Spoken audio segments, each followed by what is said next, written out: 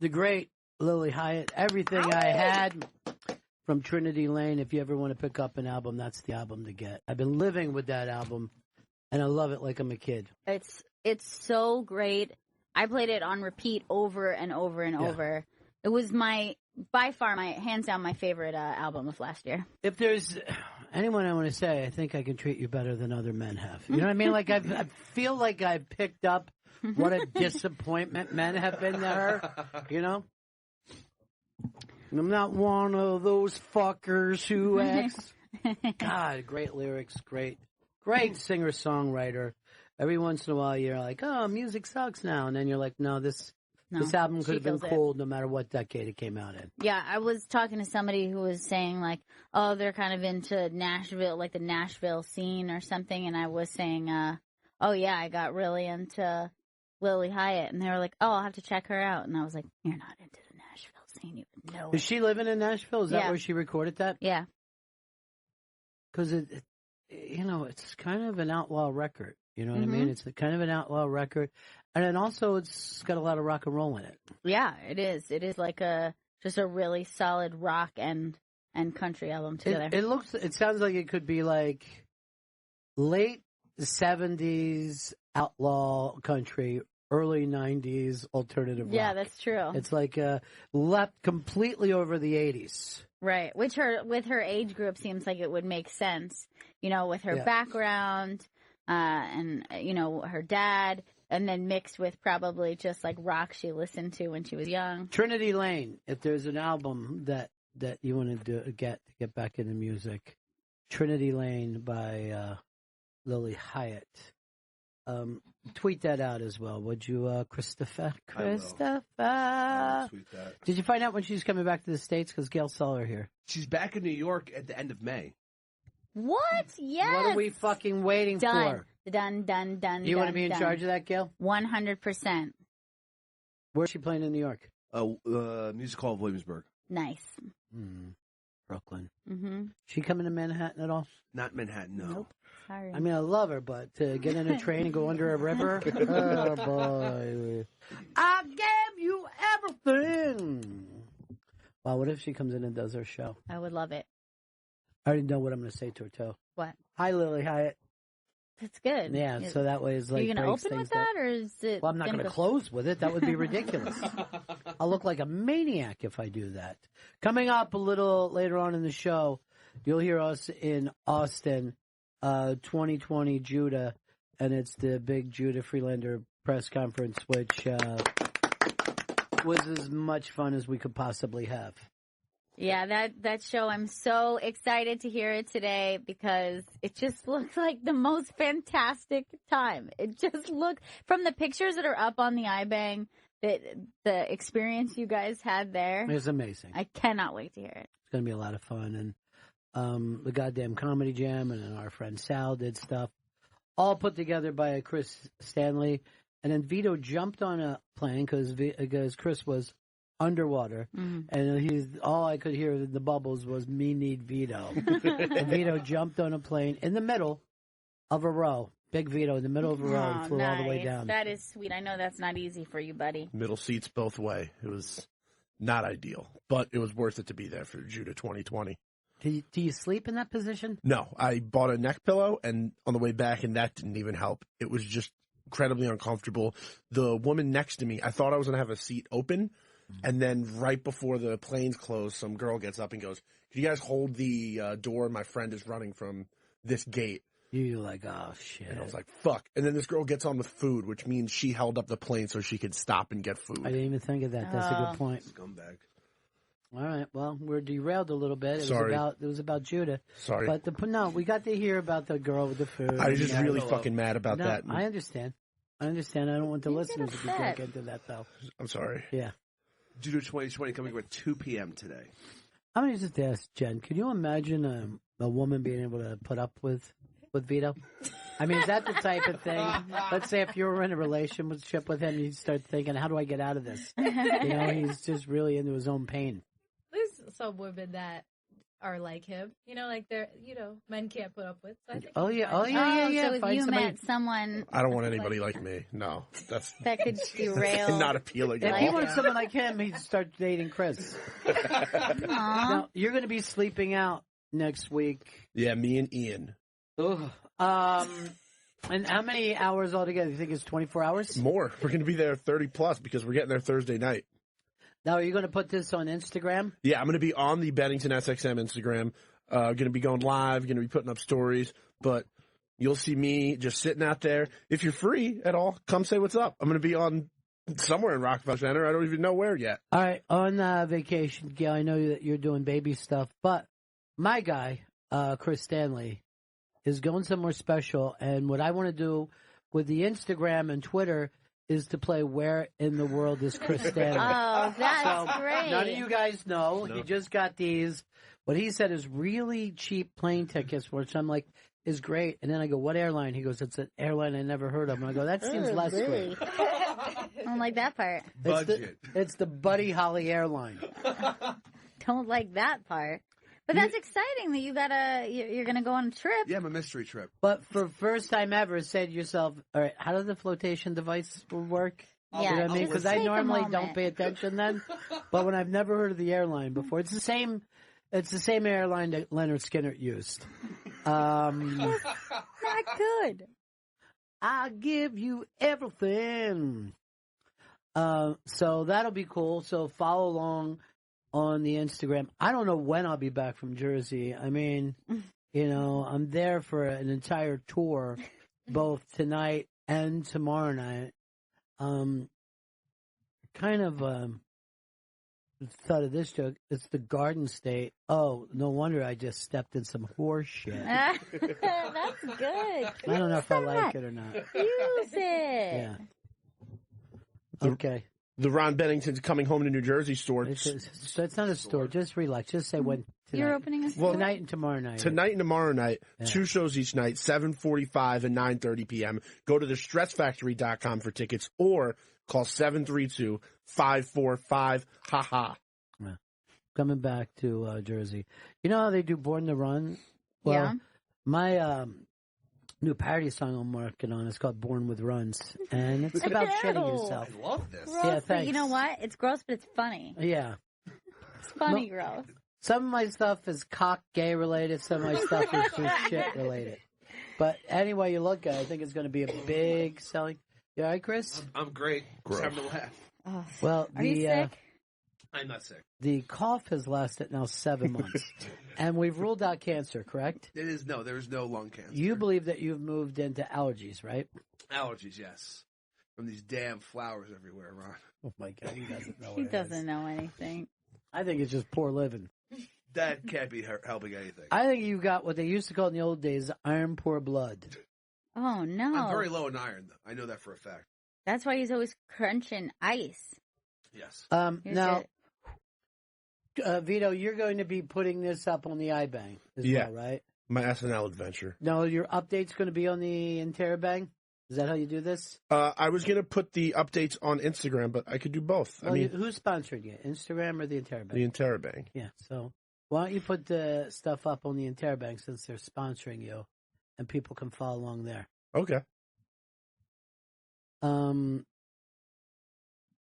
And you're going to be okay out there, right? With a 6'8" black guy that could beat up anybody I've ever seen. I mean, I think You'll we'll be be safe. safe. Carly told me it was safe out there. But forget all that. You were laying down next to a Big E in it at night. Yeah. And he looks like, seriously, he looks like he could easily go out and fill Dez's place on the Cowboys. I mean, Hands. he's honestly the world's tallest human, right? No, there are taller. Can't be. She's his brother. How He's tall a is his taller brother? His brother's probably like an inch taller than him. And he used to work in this building. So Ian's 6'7", this guy's 6'8". Again, the derailing takes place. It doesn't He's even never matter. learned. You never. Who cares what building he works in? I care. I know you do, but you're thinking of an audience, right? Yes. And is the audience going, I wonder what building? 1221. He's stuck in, oh my Video, God. Stop it. Did you my- just call him video? I like Video, that. Video, stop it. Video. I gave you everything. Oh, I want to say thank you to Steven, who sent such a sweet baby gift. What did he send you? He sent me a baby in a bag. It's like a little wearable blanket, and it's so cute. So you just put the baby in the blanket bag like a sleeping bag? And then this way she's not going to kick off her blankies. Oh, nice. And it's nice and safe. It's so adorable. Thank you so much. And a big, big thanks to Martin. It was just like the sweetest gift ever. Thank you so much. So incredibly sweet. Where's Martin from? He's from Delco. That's just like me, Delco guy. Yeah. Hey, everybody, it's the Delco boy coming in here at you. Got you something for your home, for the baby. You can keep it in your house if you want to. It's a pack of smokes. Anyone fucks with that baby, let me know. I'll kick their fucking ass right now. I haven't been in a fight in 15 minutes, and I'm ready to knock somebody the fuck out. All the time, like, we'd have to tell stories, like when we came home from school, like, what happened at school today? And if I'd be telling a story, you just hear all around the table. Did you knock him out? Did you not get sucker out? Because I'm telling you right now, you take the least bit of shit, and you're going to get it every day. You're better off to get in there, even if you get your ass kicked, all right? They're going to respect you. Punch that fat fucker right in the stomach. One time my brother told me, just punch this fat kid in the stomach, and he would just peel over. And either my brother punched a lot harder than me, or the advice itself. Because I punched this kid in the fucking stomach and then just started, boosh, goosh, just fucking feeling up. He went straight for the face. I never fucking aimed for the stomach after that. Because I gave you everything. Something you kids want to talk about here today as we're doing this Friday show? Well, I was watching Cheers the other day. Oh, good. And Good to see that you're being current. I really love Cheers, and I was just watching cold opens from Cheers. And you're a weirdo. You're a weirdo. God, he's so strange. And I was wondering, where do you think the best place would be for a new workplace sitcom? Well, we had your Dane Cook shot a thing at SiriusXM, used this, and supposedly even the character that Jeffrey Tambor played was based on our boss. And they went and used our boss's office. And I've never seen it. And I heard that it was hysterical. And it was like a guy that was doing a he said, she said thing. And I heard that he was keeping a hoodie that came down over his eyes like Opie did. And I brought it up to Spencer before, and he was like, oh, I'll get copies. It's great. And I don't know why. I mean, they even shot like 3 or 4 of these things. Yeah, I would love to see that. The person I knew who had the episodes no longer works here. So it was Annabella. Remember Annabella from the booking department? Nope. Not at all. She had the episodes, and I tried to contact her. Well, why don't you talk to Spencer? Can we make it happen now? Because I still, who wouldn't want to see a workplace comedy that involves your workplace? All right, the big workplace comedies, Cheers was supposed to be about the workers and the customers, which is a pretty good idea. Right. Night Court, you had your main guys that ran Night Court, but then there was always a zany guy who came in and got in trouble for a zany reason. Right. That was smart. You need outsiders. Like, that's a good thing, is like when you have the core group, but then you leave a room open for other people coming in. But then The Office, I mean, what's interesting about The Office is who gives a shit about paper products, and yet everybody kind of identified with that. Right. Because the product didn't really matter. It was just like how you act in an office. Yeah. It's like there's no purpose to your life. Barney Miller was a cop show, but they never left the bullpen. Same with Taxi. Right. You were in the bullpen the whole time. No one was ever driving around in a taxi having fucking adventures. It's weird. How much time do you think you'd spend with those people? Not at all. Yeah, because none. you would show up, get in your taxi, and leave. Yeah, you'd be wasting money every time you were hanging out there. So, Vito, I feel like we've used most of them. There's Store, there's Superstore. But what's yours? You seem like you got an idea. So, I think this is the perfect place because guest celebrity appearances, a hotel bar. You could just have celebrities running through the place. You could have businessmen coming in. You could have the maid staff from the hotel. So you're saying a hotel It's So stuff why can't it just be the hotel? Specifically, the area would be the bar. Why So would then you that's a limit bar. it? I mean, you watched You Cheers. just went Cheers. You is saw all you Cheers, got. and then you went, yeah, but what about a hotel Cheers? I mean, I don't think we've ever had a sitcom set in a hotel, have we? Well, Fawlty yeah, Towers? No, Newhart. Yeah, Newhart was set, in yeah, a. you ripped that off and you ripped off Cheers. No. You combine those two things. This is a Because that was like a massive- bed and breakfast. Remember it was a B&B. Yeah. Now remember the one that was actually set in an airport. Wings. Yeah, Wings was set in a small airport. I loved Wings and again, as a kid for some nobody reason. was flying. They were just you're sitting hanging around. out. Now Now- they have one. The hotel air. Oh yeah, the one that goes back LA and to forth. Vegas. It's all in the air mostly. Now everybody told me not to watch that. It stinks. And then people started saying it's pretty good. I'm like, wait, when this fucking started, everybody told me not to you watch guys it. lied. I watched it from the beginning. It's not outstanding, but it's better than a lot of sitcoms you see air Then I don't want to mid-season. say it, man, because you know what I mean. It's either the I- best or the worst. By the way, I got Tracy Morgan's show locked in, and it's so fucking good. I love Yeah. it. I'm It's so amazing. proud of him and Cedric. Yeah. So you wanted to rip off Cheers. Yes. All right, so we going around. Does anybody have an idea? Oh, it looks like Chris does. Okay. I have an idea. You have to fucking set a sitcom in a pet store. Because pet owners fucking Okay. Easy, just relax. Go ahead. This isn't the way to pitch. I'm You not just- ready with my rebuttal. Go ahead and finish what you're saying. Pet people are nuts. Pet people are crazy, so that's constantly bringing in new characters. They're crazy cat ladies, crazy dog people, or whatever else you have. So that is, Would I have you? Have you? and then you have the people working at the pet store. I don't know, they're having sex with each other, whatever. It's the pet store is the fucking place. to do it. 30. Yeah. Okay, so have you heard the thing that they say all the time is don't, when you're writing a script or a pilot, don't work with kids, don't work with pets. Well- When you write pets into it, you're writing an element that becomes very difficult. Look at Frasier. Also- Everyone loved that dog. You one want dog. you want to use a vet's office because you just get the customers one time. Nobody's going like Yeah, you're- but wouldn't that be sad? Like, Yeah, I don't want want to to hear focus on- some sick dog. Hey. Not another dog. no, it's all like doggy cats. Hey, that Dawson's dead.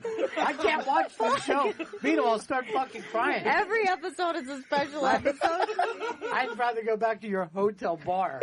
Nice. The Have most, fat guys. and most everybody else. depressing of bars. Dog! I guess you're at the hotel again. Like, you don't have regulars. You got traveling businessman. I know there's a Oh, Don my- stays at a hotel, the same hotel But not every time. this. But that means that most of the time he's not You there. want a Don sitcom? That was Don Wickland's sitcom. He doesn't stay at the hotel every time either. Oh, I thought it was one hotel every time. He moves himself around. He's got to. There's always some waitress mad at him. All right, Gail, you look like Okay, you I have one. Because of my current situation, it's something that I was actually just thinking about not too long ago. Because my midwife's office is so crazy and so weird. You have a bunch of midwives, which you have potential for characters Phoebe-like, or even your Dharma of Dharma and Greg. Mm. There's like a really sassy secretary that already seems like she's a sitcom character. And then you have like high drama, but it's happy stuff. It's not like sick people, like a Right. hospital, but it could be fun with like heightened drama. I mean, I was in there once and this Hasidic woman came in and she was like in labor and she like didn't know where the hospital was. And it was like hilarious. And I was like, how has there never been a sitcom? I think the reason why is not a single guy will watch this because birthing is terrifying to us. Yeah. Scary. Birthing is like division. There was one and now there's two. How did that happen? Yeah, the thing is, women don't realize that to a man, a birth is the same as a disease. It's the same as a hospital. But it isn't. It shouldn't be thought of that way because you're not, We do. we're not sick. Yeah, but we do. You are not in need of medical attention. You're just in the need of an expert witchy lady to help you get a baby out. And sometimes it's cut out. All right, Jen, do you have one? I don't know if it could make it TV, but from working there, obviously a strip club. I think that'd be the best That's actually cute. Yeah. because of the doorman used to hook up with the strippers. It'd Yeah. be like it's like really tragic in there, but I think it could turn into funny. No, I love it. No, And plus, I think that's cute. every episode, someone's being blown in the corner. I also think look like it'd just be fun, like the little backstage area. Yeah. You're like, you know what my dad did to me, right? That kind of thing. I always forget that you worked in a strip club. Was your family freaked out about that? No, my dad came in to visit me with his girlfriend one time. They're just making out and fucking giving money to your friends. It was like half steakhouse restaurant, and then it was like the strip tease part. I got news to you. I lived in Florida a long time. I never once ate at a titty bar. I just didn't. They're like, the sushi's out. I'm like, that's okay. That's okay, I'd say. Yeah, it does. I had a friend who his dream was to open a steakhouse / strip joint and call it Steak and Legs. Steak and Legs. Everybody thinks the key to that is having a fun name. Everyone works harder on the name than they do the liquor license. All right, here's my sitcom. It's a place that makes keys, and it's always like, was this a key for your house, or a key for... And then you're watching the guy, and he's just grinding it down. You see him putting it up to the other key, and then it always ends with this. Perfect fit. And then we're going to the movie. I love it. Yeah. I'm just going to, play devil's advocate here. The sound of keys being made is one of the worst sounds ever. There's something I didn't add. Some of the keys are going to be boat keys. So people will be talking about, like, what kind of boat did you get? Why do you need extra keys? Let me put a bobber on that then in case it falls off the boat. It'll be floating, Can you work Locksmith into the name? Well, what about this? The guy's last name is Smith. Genius. Yeah, and his first name is Locke. Fuck. But he had no idea. Yeah. And that's the same Locke who came from that fucking Lost thing. John Locke. Yeah, so John Locke. Oh, wow. And it's Locke and Smith, basically. And it's like... Locke and Smith Incorporated. Yeah. And here's the thing that'll be like, the one guy will be like a white guy, but Smith is a woman, right? Mm-hmm. And it's a black, blind, mute, paraplegic. Okay. And you're like, were these two getting together or not? Yes, that does sound. And then sometimes he'll be just like, I just made a key, hopefully to your heart. But she won't know because she can't hear, she can't see, and she can't move. And that'll be the thing that's killing us at home. When is he going to find that key? And then, no, don't say that. Last episode of the season, somebody comes in and says, like, oh, I got a new pill. They put the pill, and she just stands up, and she opens her eyes, and then she speaks, she goes, Lock? And oh, my God. Goes right into the locksmith. Every week a new key. That's kind of the song I'm working on. He's a locksmith. Won't he care about me? Anyway, I really do think that that's the sitcom that you're looking for. This is the only one I see getting greenlit. Yeah. But I'll just give away this. The second season, she gets the thing back. So no. He only had a little time with her. And he was just like, will you marry? And then she goes right back into work. Oh, and then, God. That sounds kind of great. Wore off. Yeah. A lot better than Hotel Bar. Hotel, motel, Holiday Inn. No, I just landed last night. Any place I can get laid. We should get together tomorrow. No, I'm leaving. I'm flying out of here. Which one of the shows would you watch more? Hotel or Pet Store? I'm watching Pet Store. I'm not watching Pet Store at all. Come on. What? Sad. Everybody leaving with a big bag of fucking... This is cheap. Thanks. This ought to last me a couple weeks. See you in a couple weeks then. Yeah. And then it's like, oh, here, sir, I bagged up your pet mouse. That's not going to be a pet. And then he has a snake, and everyone goes, whoa! And then you see that the snake is also big round. And everyone's like, where's Billy? And the snake hid. And then you gotta take a knife and slit the snake open. But when you open it up, it's just a turkey. And Billy comes walking in from the other. He's got an ice cream. He just goes like this. Who dat? Oh, I forgot to say. It's a cute urban kid. Who dat? This fucking thing could work. I love if we change the name to Who Dat.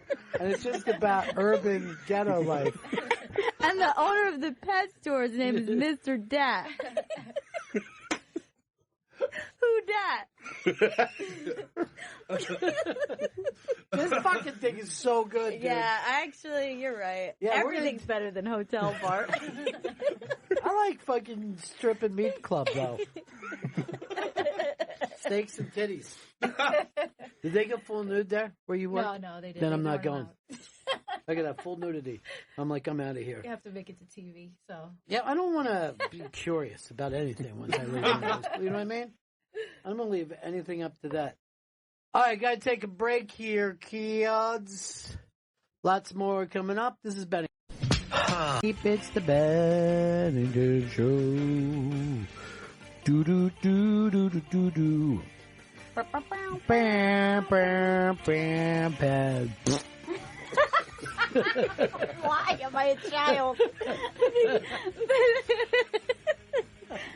Why was that so funny to me? It's the Bennington Show. The show into your heart. Coming up at 2 o'clock today, it's the Judah presidential press conference that I had the chance to moderate in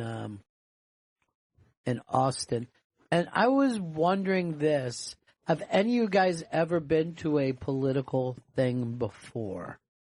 Because I have, but it was only on stage. I was on stage with a president of the United States very early in my radio career. I have definitely never been to a rally. I A know rally, that. yeah.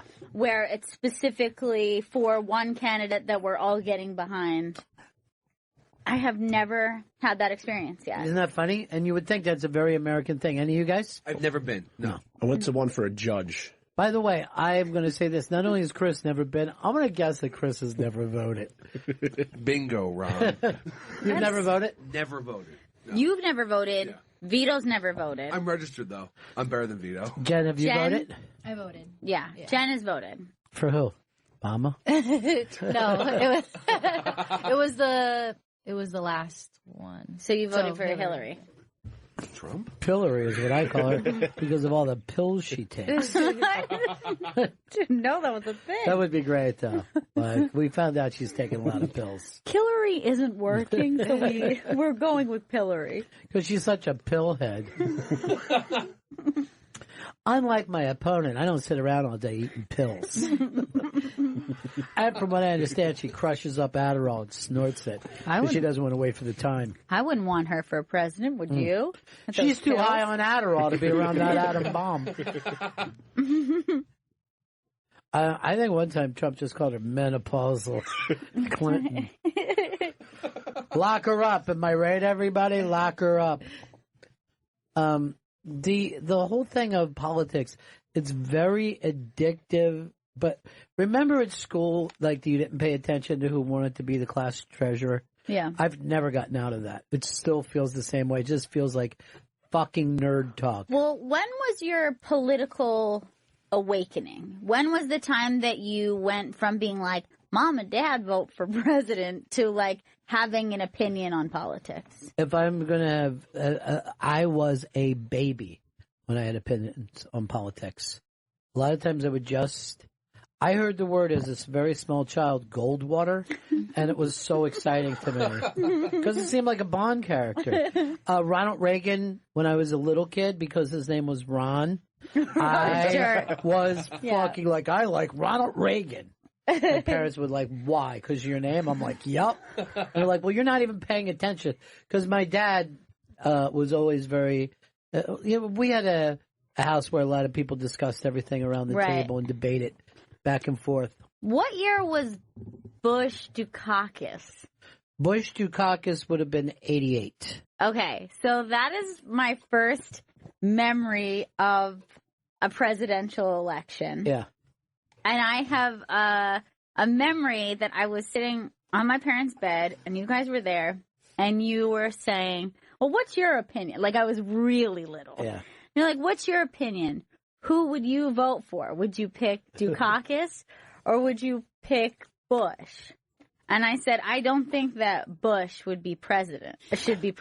And you said, really? Why do you not think that? And I was like, because other countries will make fun of us because it's like his name. And you guys looked at each other, and now I understand why. You're like, why does she know what Bush is? And I was like, because they'll say like tree, bush, and like I don't like. That's how little I was that I was saying silly, not understanding Dukakis. The cock is right in the name. Yeah, and Bush.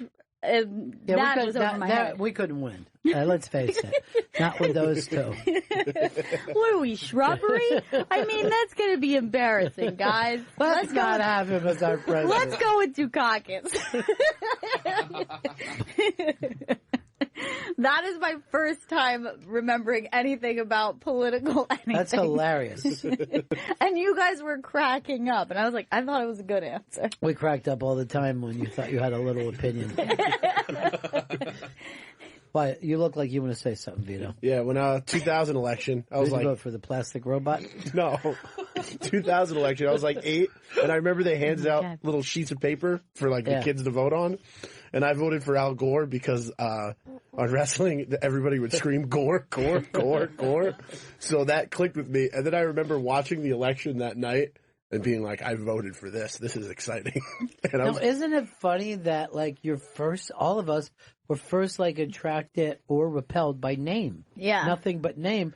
And I don't know whether we ever lose that. Yeah. You know what I mean? You're like right. I think it's part of it. It's part of just like your own prejudice, really. Like you're like, I like that for a surface reason, or I don't like that for a surface reason. There are a lot of people who are like, we need another Bush. Well, I think we need another Kennedy. Kennedy will get things done with Cuba. I mean, didn't you ever hear like when people were saying, oh, the Bush-Clinton thing, and their biggest thing was just like, it just seems like when we're looking back on the history books, it's going to look so like, which Bush, which Clinton? It's going to be confusing. Dude, now don't you wish we would have chose between Bush Clinton? We'd have been so much better. It's not. I also remember for some reason very young, and of course Ross Perot was like a big character, but not someone who obviously who had any chance. But I remember bringing him up to you when I was a kid, like, what about this Perot guy? And you're like, Perot? I was just like, I don't know, I hear his name a lot. It seems like he got a substantial amount, like 17%. Not enough to win, but the sole reason Bill Clinton became president was Ross Perot. Because anybody who voted for him was like, well, I want less taxes and less government. And that's what the Republicans were running on. Yeah. You know? That's why Trump has to watch out for a right-wing guy, you know, in this next election, because somebody's going to be like, I'm the old kind of Republican. The old kind of Republican who's not nuts. Doesn't pee on hookers. Yes, anybody who shows up with Christian family values who could take this away from him. No, let me tell you something. The Christians love this fucking guy. But why? I watched him on Fox News. I don't get it. He doesn't like abortion, and he'll give him the anti-abortion. But what about literally everything else about him? We're a forgiving people. It's a forgiving church. I feel like I got most of my politics news from Saturday Night Live as a child. Because my parents didn't really put a lot of news on the television, but Saturday Night Live was constantly just having political skits. First of all, your parents were watching Cops 24 hours a day. I watched a lot of Cops. So who was the first for you? The first I remember the Bush Dukakis election, because I remember asking my grandmother, who'd you vote for? And then she said, a lady never reveals her politics. Aww, years ago, people wouldn't say, like my parents wouldn't tell me who they voted for. What? You were always supposed to have a secret vote. Oh, that's right. I kind of remember that being more of a thing, like it was like a private, intimate moment between you and your country. Yeah. That you were like, I'm going to go in my little booth. But like, that meant you just don't discuss your politics, because anybody who would know you would know if you're voting Trump or Clinton, they could get a sense of you by talking to you. I had not talked to my parents not too long ago, and they're very staunch Republicans. And then they said to me, we always used to vote Democrat until they got crazy. I go, the last Democrat you voted for was fucking Jack Kennedy for being Irish Catholic. Right. I know for a fact. They might have voted for Carter because they were so pissed about Watergate. And there was like a thought that maybe we need to go outside the realms. No, Who did you vote for as Emperor of Trinidad? Was there? Did they do that? Whoever dives down and finds the biggest fish and brings it up in his hands. Who was it, Jen, for you? Who do you even remember? Well, I mean, the only time I got really interested was Obama because of his "Yes, We Can" speech. It was like a huge thing when I was, I think, like in 4th grade. I bet that must have felt amazing to be a little kid and hearing this is the first. Because I'll tell you, for me, who grew up during a lot of the more racial times, to see that, it was stunning. It was just something that I never expected to see in my life. And it's always been amazing to me how many people are like, well, you got to see beyond color. And I'm be like, but first you have to see the fact that the ancestor of a slave became president. It's a stunning thing. And I think we're going to feel the same way the first time we have a woman president. I think so, too.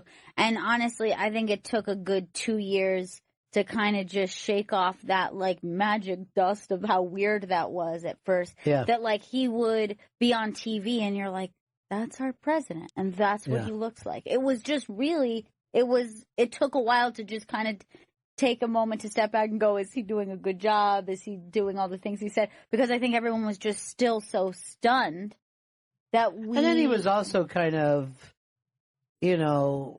Like, you never saw him get angry. He was always like a charming guy. He's very charming. The other day when he was making Melania laugh at the funeral, they were like, the newspaper were going, look, he seems to get along with Melania, despite the fact that she once gave a speech agreeing that he was from Kenya.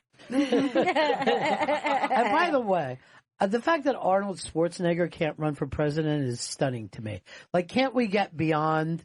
that he was born somewhere else? We know who he is. Right. You know what I mean? He's not a secret agent from another country. Seems like he could be. He's a weightlifter turned action star. This is a long con, isn't it? I even thought that was nuts when I was a kid. Like, let people... I'm going to tell you something else. I even find the term limits to be odd. Like, why can't you just vote for who you want to vote? You know what I mean? Right. No matter who it is. There's a lot of like things that the age, for some reason, when I was a kid, seemed very... The age is weird, right? Seemed very strange to me that there was like... It's not even the age of adulthood. It's just like what we perceive to be maturity. Arbitrary. It's an arbitrary fucking thing. Well, what is he, 40? Is that it, or 38 or something? Are those 38? Yeah, but we never had a president in our 30s. We have had one that was 40. Who was the youngest? Now, Clinton beat Kennedy for being the youngest? I thought Obama beat Kennedy. Right, let's look it up. Just put in youngest people to be president. I didn't know Obama was that young. Yeah, he was he felt I know he was young. only in the Senate for a half a minute. But I think it was Kennedy. Roosevelt was president at 42. Theodore. At 42 or in 42? At 40. Because you said in 42. Because we did have a Roosevelt who was president. Look, just read it. All right. Youngest is Theodore Roosevelt, age 42. And then he only served one term, right? Yeah. You don't feel comfortable enough to call him Teddy, I noticed. T-Dog. Theodore J. Roosevelt. They said that he had a very high voice. Did he really? Yeah, like, hey everybody, we're gonna fucking run them back. Like they said he wouldn't be able to be president now. And like, do you ever see like back then, like, since they were just talking like through a megaphone and shit, you just see him fucking. He would never be president. That fucking these motherfuckers. Yeah. Were just going like crazy. Remember when that kind of attitude heard up? What was his name? Howard Dean? Yeah, Howard Dean. Yeah. Yeah. And by the way, it was one thing. If you've ever heard because I've done so many live things, and you're screaming a lot of times because you're in a club or a he couldn't hear. All right, who was next, youngest? Don't play Howard Dean. We all heard that. Yeah. John F. Kennedy. What age? 43. I would have thought he was younger. All right, now Bill Clinton. 46. Oh wow. Tied with Ulysses S. Grant, also 46. That alcoholic fucking idiot. He looked 68 when he came in. He did not age hard life. Yeah. Oh, when he loved his whores. And then Barack at 47. Yeah, Barack doesn't seem that. That 47 doesn't seem that young to me. Yeah, I know, but it was just like for some reason, they just had that just like young, fresh looking couple with the young kids. It was just exciting to have young kids in the White House too. Well, I think. Are you happy now with Barron? He's adorable. I know, but I feel like I don't get to have enough fun with him. I feel like they keep him away. Yeah. Like they keep him away from us. Well, the last one that they really let run wild was Jimmy Carter's kid, and everybody made fun of her for being gangly. And she was going through a stage, but I've seen her lately. No, it's the same thing. God! And they were so brutal on that Chelsea. When I was a kid, they were like always so cruel to Chelsea Clinton. Yeah. And then remember what they used to say about Barack Obama? Rock through the heart, and you're the grave. You know, I also have another memory when I was a kid. I was asking you about an election, and I said, what happens if no one runs for president? And you're like, well, there's always going to be someone who wants to run for president. The party is gonna have a new person who they're going to put in front. Yeah. And that's always going to be the situation. And I'm like, yeah, but what if no one wanted to be president? And you're like, no, you don't understand. These people, this is their life. They're career politicians. They go to school for this. They work in government. So someone will want to be a president. And I was like, but if they did it. And then you're like, I'll run. And I still remember. You like that answer? Then Dad will be president. I was like, yeah, that's a good answer.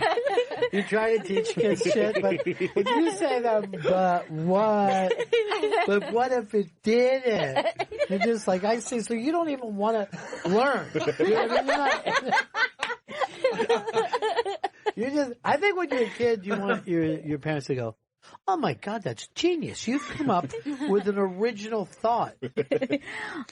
Yeah, there's nothing better than that. That's really, I think, what kids are after. Yeah.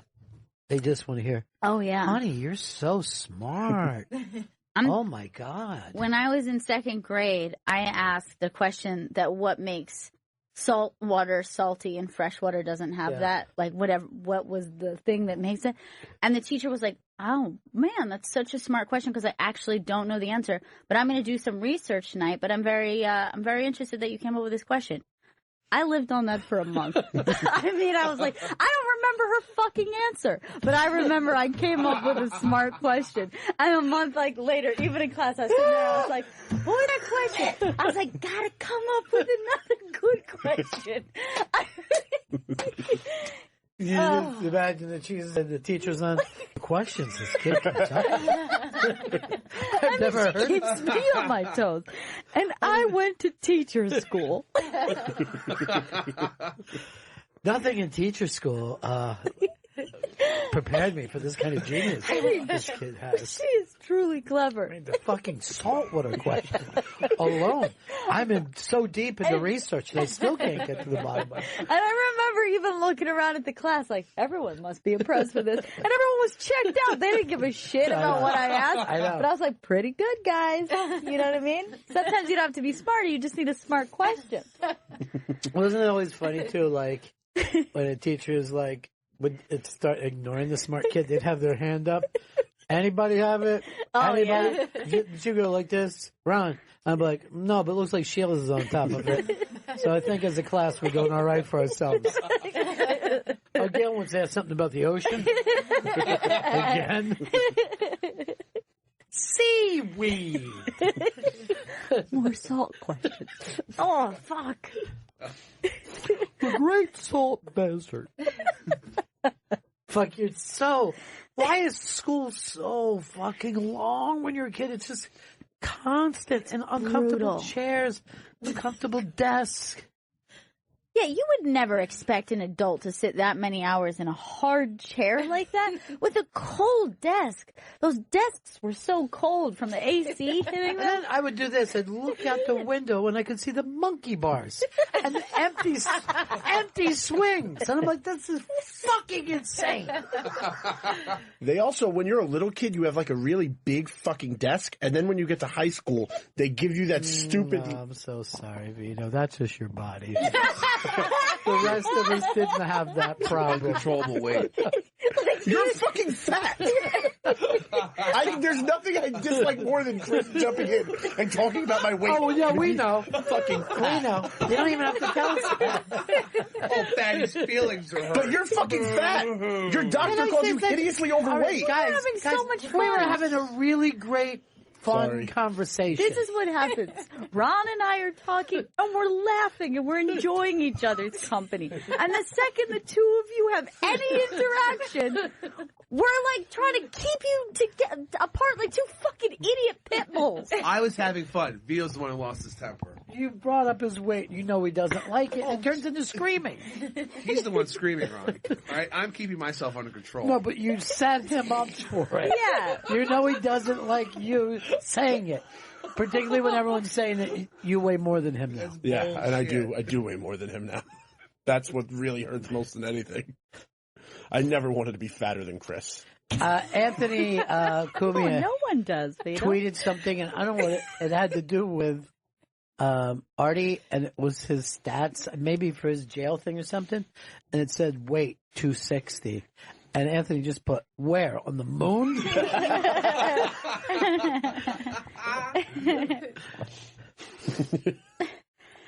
I'd be kind to myself too if I was already being arrested and they were just like, "What is your weight?" I'm definitely shaving off a good 10, 15. Yeah, of course. They shouldn't let you put your own weight and height on your license, because I definitely was very nice to myself on mine. What'd you put? I don't even know. I don't have my license on me, but What'd in high school I definitely 340? Try to pull him? in high school I definitely put like 280, and I was way bigger than 280. Oh, I'm sorry, Vito. Well, that's why you. And then you your got desk. stuck in your desk.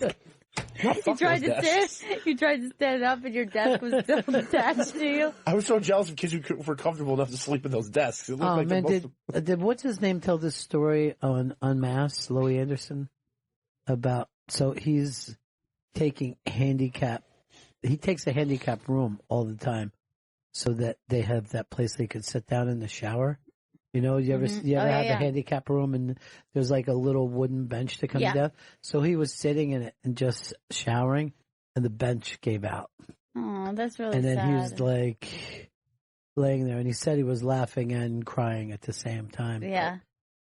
I would just even thinking sitting on a handicap bench would make me feel bad. Yeah. Bare ass and just sitting there like, oh, what's happened? It's almost like, I'm not saying that you could catch something on your legs, but just the thought like, hey, anybody could be handicapped at any second. I don't need to be reminded that. You know what I mean? I just don't like to think about it. This could be my life. And one night, like they were showing on 60 Minutes, because I'm like, I've had a phobia about being paralyzed since I was a little kid. And there was a 60 Minutes where they put this thing on, and if you're thinking that this mechanical hand can move around like it was your own arm, just based on your thoughts of where you want it to go. Oh, right, yeah. And then Gail's mom's like, honey, do you want... I'm like, shh. I just want to find out how this works in case I ever need to say, what about those mechanical arms? What are they going for? Because I think the thing that scares me about being paralyzed is because I'm claustrophobic. Right, and then it you're just feels trapped like within endless your amount own... of claustrophobia. That's Dude, like... don't even say that. You almost said it. I know. It's my worst. I know, because it's statement. like Diving Bell and the Butterfly. That whole movie, just like... No, come back. Come on. I screamed in that movie like it was a horror film. They're like, yeah, but he's so positive and he got so much done. And I'm like, it's still a sad movie. I don't care terrible. what you say. It's horrible. I want to be a butterfly, not a diving bell. They made us watch that in film school, and I just felt like they could have picked something else. It's brilliant. It's fucking It's such a good movie. genius. Yeah, and it's so beautiful, and it's a great movie, but it's hard for me to watch. Yeah. It's really fucking hard for me to I'd be watch. so happy just spending my life around French people if I never even understood one thing. It just sounds like music. I And love luckily, it. I don't know the dumb shit that they're saying like I do with the English. I just feel like, oh, they must be talking about great stuff right now. Well, this all started because coming up in, about a half hour, Chris? About a half hour, yeah. Okay, about a half hour. We're going to play the presidential thing for Judah. And the reason why I brought it up is that you can see how addictive it is. Everybody was having so much fun pretending that Judah was running for president that I literally thought a couple of times, I think Judah would make a good president. I mean, I know we're joking, but he is a kind, smart guy. It's true. You know? And he's going to make people feel good about their massive beards. Sometimes Judah's left so little face that it's unbelievable. He is a really good, kind guy. And there was a women's night, like a salute to women in Austin, and he demanded to MC it. He never hosts any show. Wow. And I'm like, I want to go to this show just to see, you know. And then, of course, I had something booked. I had to do 17 shows myself in that half hour. What are you going to do? You can't see everything, right? Hey, peace, Chris. These guys. What are you giving me, the time before the break? Yeah. Dude. Oh, I fucking forgot to tell you this. So we're sitting in a restaurant. We don't have any time. I told you I took the boys out for breakfast. Yeah. And he gives me earbuds so I can listen to the music that Sal cut, which was amazing, right? So I'm sitting and I'm listening and I'm like, holy shit, this is really great. And I just hear this. 40 seconds.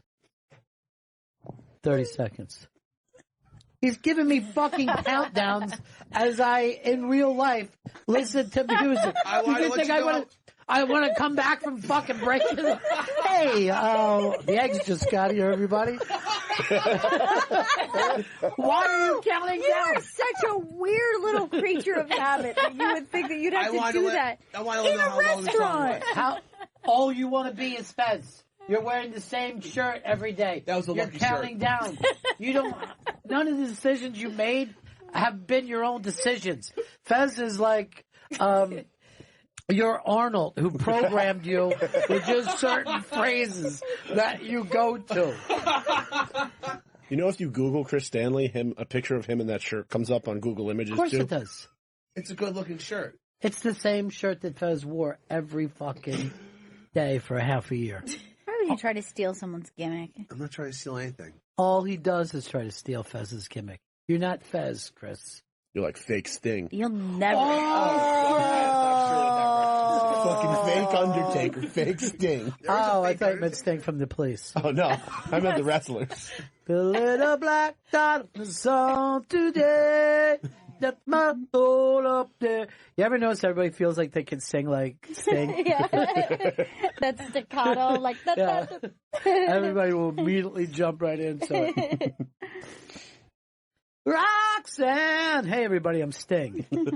I think Sting was a major star for so long, but I don't think Sting would come walking out on somebody's show and everybody would go crazy. I don't think so anymore. Yeah. Like the other night, Patti Smith was doing a show, and it was for the Tribeca Film Festival. She has some doc out.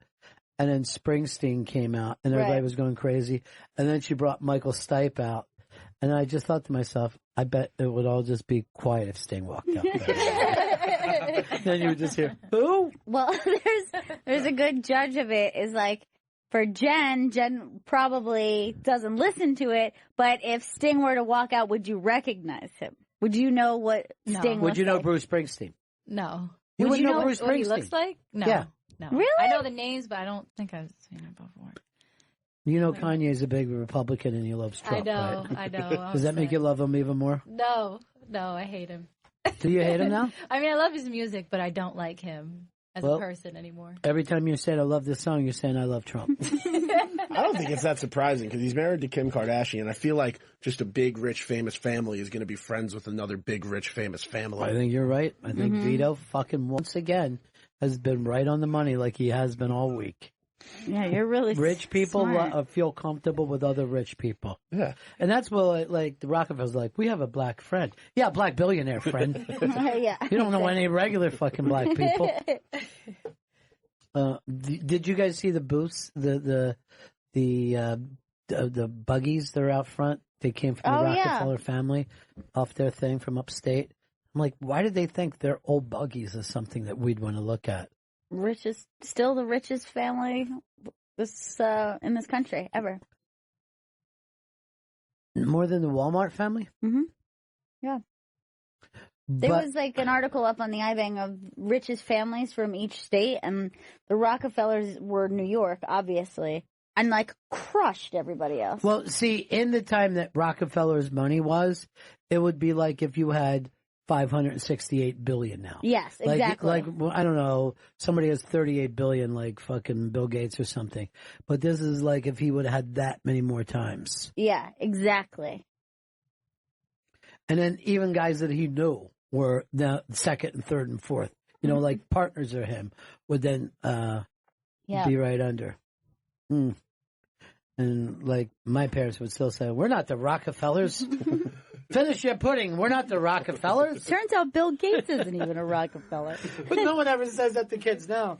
Eat your lima beans. We're not the Gates family where we can just sit around and let lima beans rot. He's as rich as Rockefeller, this guy.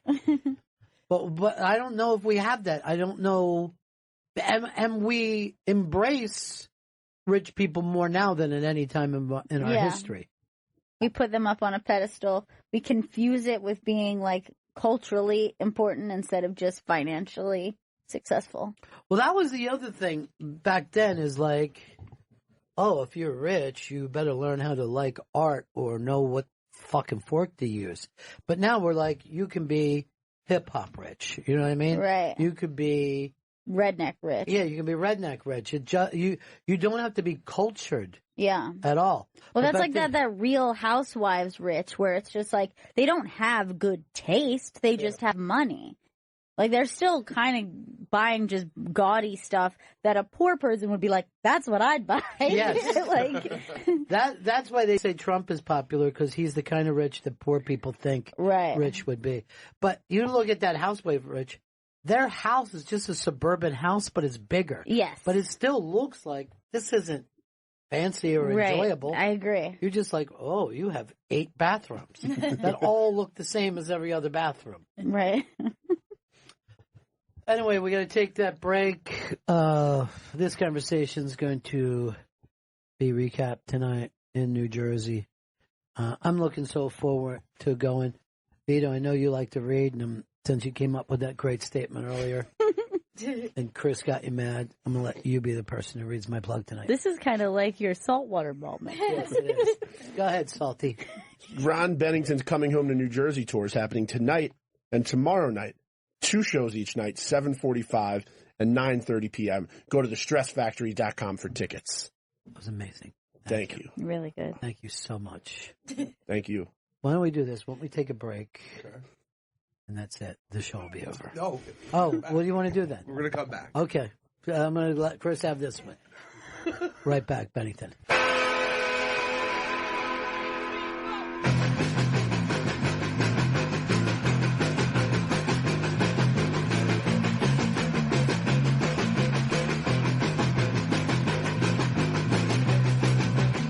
Yeah, buddies, it's the Bennington Show. Coming up just a little bit. The world champ, Judah Friedlander, will be announcing his presidential press conference. I'm not sure whether this is live or last weekend in Austin. It's going to sound live to you, though. But, yeah, this is a lot of fun. I hope you guys enjoy it and check out the pictures on the iBang. The audience had a great time. All right, Vito, you said you wanted to bring something up to us. So Chris finally got a chance to see The Last Jedi.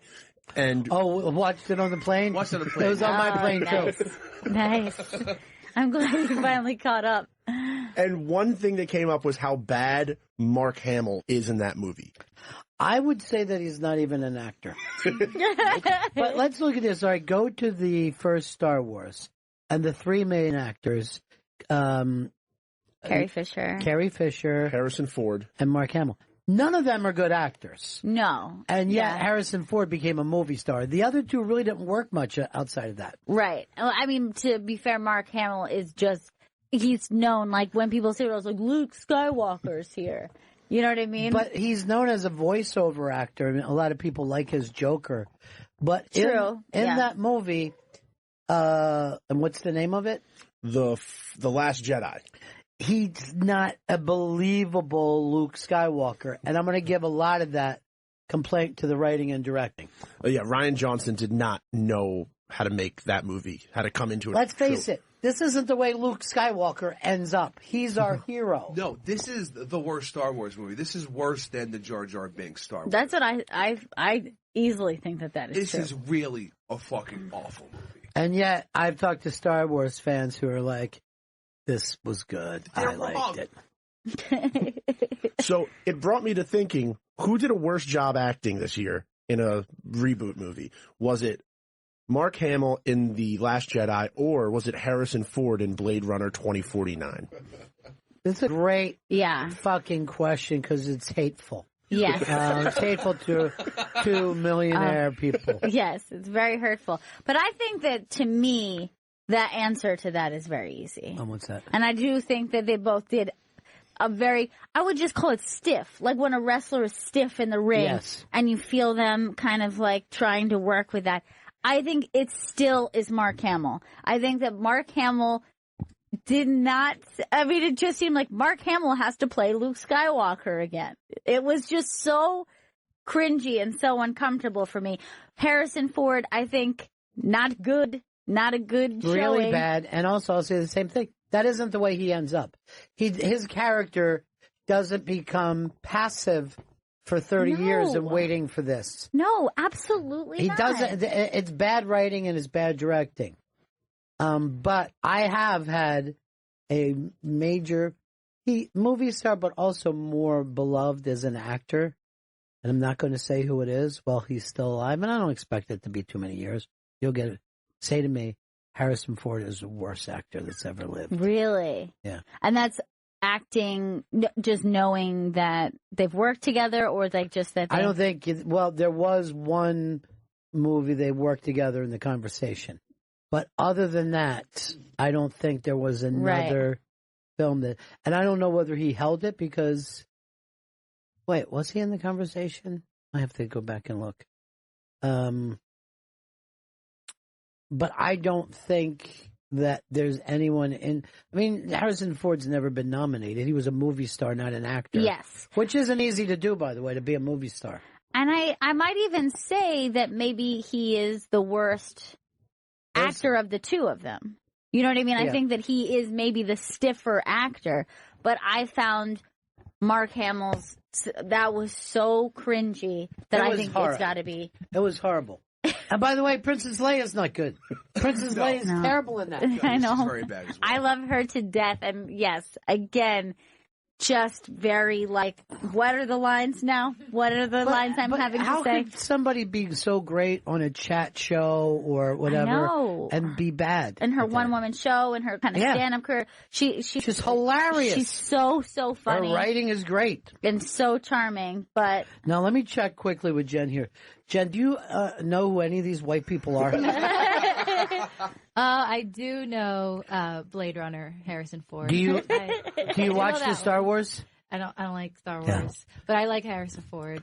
Well, I want you to know I've watched the entire first season of Atlanta now, and everything that you said is correct about it.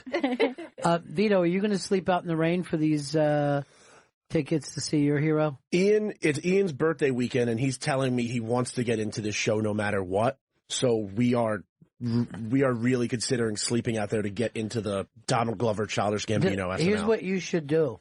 You should do this with the iBang and do what it's like to sleep out for SNL. That could be a great fucking piece. Yes, that would be perfect. And we'll send you food and stuff like that. That's nice. Yeah. I'll be right across the street, so... Are you going to be sleeping out while you're on the air? Is it that? How long do you got to sleep out for SNL tickets? I've been reading into it, and it looks like the bigger the guest, the longer you wait. And I feel like right now Donald Glover's like big enough where I might have to get there Thursday. I don't know yet. I have to do more research and read into it. Let's get you air mattresses and stuff like that. Yeah, this will be fun. Yeah, it's going to be a good time for you. We'll stop by. Now, most of the people who sleep out though, it's never for the host. It's for the music act. But here he's doing both, right? Yeah. He's performing as Childish Gambino, which I've seen it live once, and I already bought $300 tickets to see him in September. Why is it $300? His first MSG show. I got 4 seats. Okay. So you paid for 4 seats. I wanted to be close because I've been listening to him. I've been listening to his rap since his mixtapes. So like I've seen somebody like go from that By the level way, this to sounds MSG. like Atlanta. It does. It does. He seems like someone Paperboy would be like rolling his eyes at. Fucking Paperboy is so funny. I love that dude. Yeah.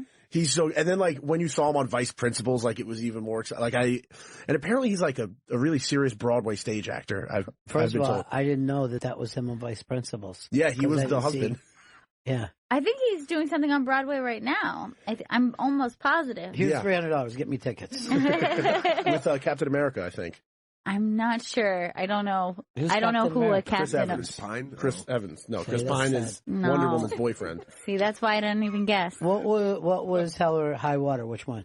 Chris Pine. He's the one I like. Yeah, that's the one I like. I don't like any of the other. No, Chris's. Chris Evans, remember in that other movie, though, where he Scott was... Pilgrim. Yes. Oh, yeah, He yeah. was unbelievable in that. Still give me the pine. It's like when I like to go back and blaze up in my Winnie. That was one of the funniest things I've ever seen in my life. All right, so Vito, which one did you pick as the worst? I think it was Harrison Ford in Blade Runner because there's scenes in that movie where it feels like they just woke him up and said, "Come by." Like I think he's in sweatpants in one scene, and when It's really bad. when he's in the Remember how think much we you had guys those- loved Blade Runner? That was one of the reasons I hated it. I stand by loving that movie. I still think it was really beautiful and it was really good. It has nothing to do with Harrison Ford, though. I'm going to go back and watch it again, but I haven't been able to force myself. I hated it so much. Because I'm going to see if I was wrong. I'm wrong a lot about a lot of stuff. I'm going to say that, unlike other people, a lot of times if I catch something in a bad mood, I'm like, this fucking sucks. Fuck this and everything about it. Yeah. If I would have caught something on a movie coming back from on a plane, I would have despised it. Now, I will say, though, that you're not going to change your mind about the Harrison Ford performance. Good. That's not. I don't think I'm going to change my mind about the movie. I didn't feel like the movie needed to be rebooted. Same reason why I haven't seen Roseanne. I just don't feel that we need to reboot it. Let that fucking dog lie, I like to say. So Jen, didn't see the Star Wars, so you won't have a vote. I'll say Harrison Ford, though. Okay, good. 2-1. All right. Well, Chris Stankley, as they were calling you down there because of what you had written on your badge. And I'm not even making that up. No, it's a real thing. Everybody said that his name said Stankley. Did it really say Stankley? it looked Do like you have Stankley. you have it? I should. If you do, put it up on Twitter. It looks like Stankley, yeah. And that made everybody laugh. People are having a good laugh. And at you that wore one. the same shirt every day. So you're trying to annoy. And You're guess a pig what? pen, man. That's Fez's bit right down to what the shirt looks like.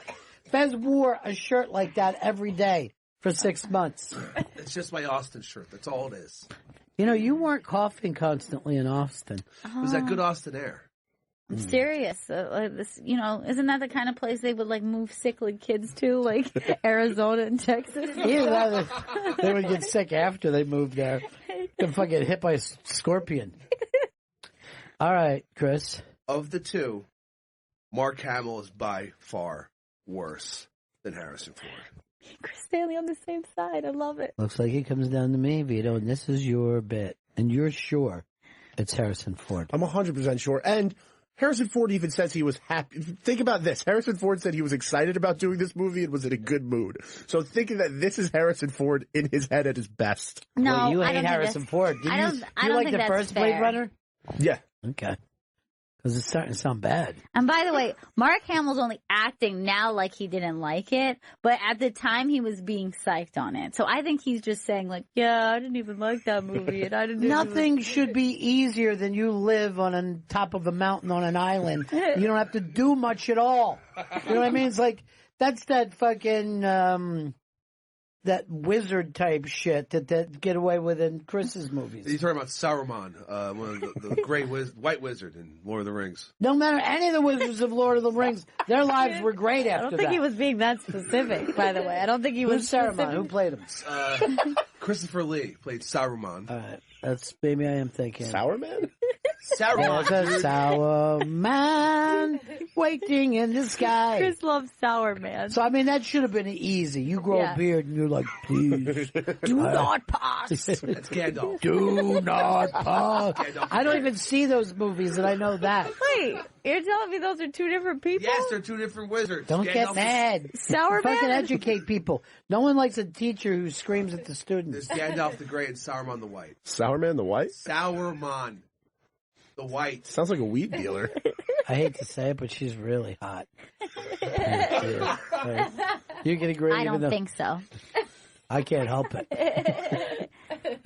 It's going to come down to me. And first of all, I'll just say this. This isn't personal Okay. to anyone. Right. Luke Skywalker. Yes! Yeah! And maybe the reason is it's just fresher. and I did put it on in the plane for a minute. I did laugh at it. Yeah. Like, isn't this bad? I was shocked how bad I made the stewardess come over. I go, come here. She was giving me hot towels on my feet. You know, it's first class. Now, Chris, did you like the part where he drank from the alien milk right from the titty? Oh, I loved it. But did he say something afterwards? Like, fuck, yes. What was it, like blue alien? Yeah, titty juice. It was like a fucking sea whale. Titty juice, he calls it milk. Sea whale. Vito, the Sea whale? iBang is willing to sponsor your sleep outside, and they'll supply an air mattress blow up and have fun snacks for you. Okay. All right. Snacks. Do it. Ian. The Stankley photo is up, and as you can see, it does say Stankley. That is clearly Stankley. I wish people wouldn't just wreck my last name for these festivals. What's next? Stanley? I'm sorry, it's stanky. I'm looking at it. It's more stanky than anything. Let me see up close. That's insulting. And here's the deal, too.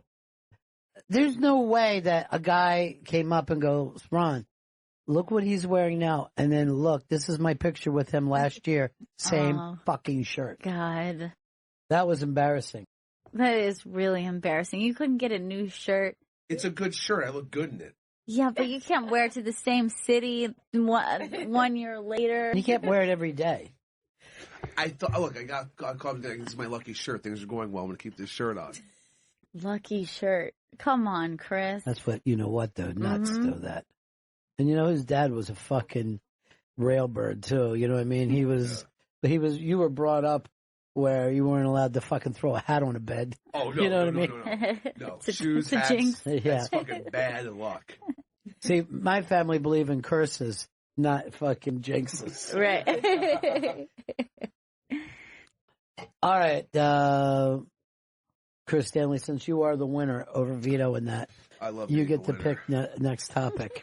Was there ever a weird job you thought you'd have when you were a kid? Like you're a kid and you... Oh, I'm sure of my job. I was absolutely going to be a fireman like my grandfather. And I got to be probably 13 when I went, oh my God, that looks like a lot of work and it's dangerous. And I don't want to run into fires. But the whole time when I was a little kid, I was obsessed with firemen. Oh, yeah. And, like, if you would have found out that you didn't do that, you would have been, like, a true disappointment to yourself. You're, like, that sure, like, I know I'm not going to give up this dream. No. I was on my way. I was 100% going to do it. And it didn't take me long to think, I can't do any job that's physical and dangerous. Oh, yeah. I just won't do it. And the heat. Yeah. And I remember I had a buddy when I was little, Stuffy Benko, and all he talked about was joining the Marines since we were toddlers. And then, you know, by the time he graduated high school, he never even gave it a thought. And that was like he talked about every day for years and years and years. And that was probably just like a family member or someone he knew or something. He actually went to, I don't know, one of the fucking forts, Bragg or some shit, to see the guy graduate. He was telling me all about it. He was like, if you fall off the ropes and into the mud, you yell Marine Corps. I'm like, oh, God, that sounds horrible. That sounds awful. And by the way, I see the TV. They're killing people. This fucking body bag's coming back. All right, let's see if we can guess Jen's. All right, Jen, think about it for a moment. I mean, mine was when I was like really, really young. Yeah. You know, you don't even really know what a job is. You just kind of see whatever's on TV. Yeah. And I thought that I was going to be like a Disney princess. Oh my God. That's not a job. Oh my God. Oh. That's so cute. Jen, look, they're hiring princesses. Oh my God. Jen might be the most girly girl I've ever met. in my I know, life. she really is so girly. And she told us she was on the track team, but I've seen her run. I actually thought it was going to be something sporty. I was guessing lifeguard. That's what I thought. I was going to say model.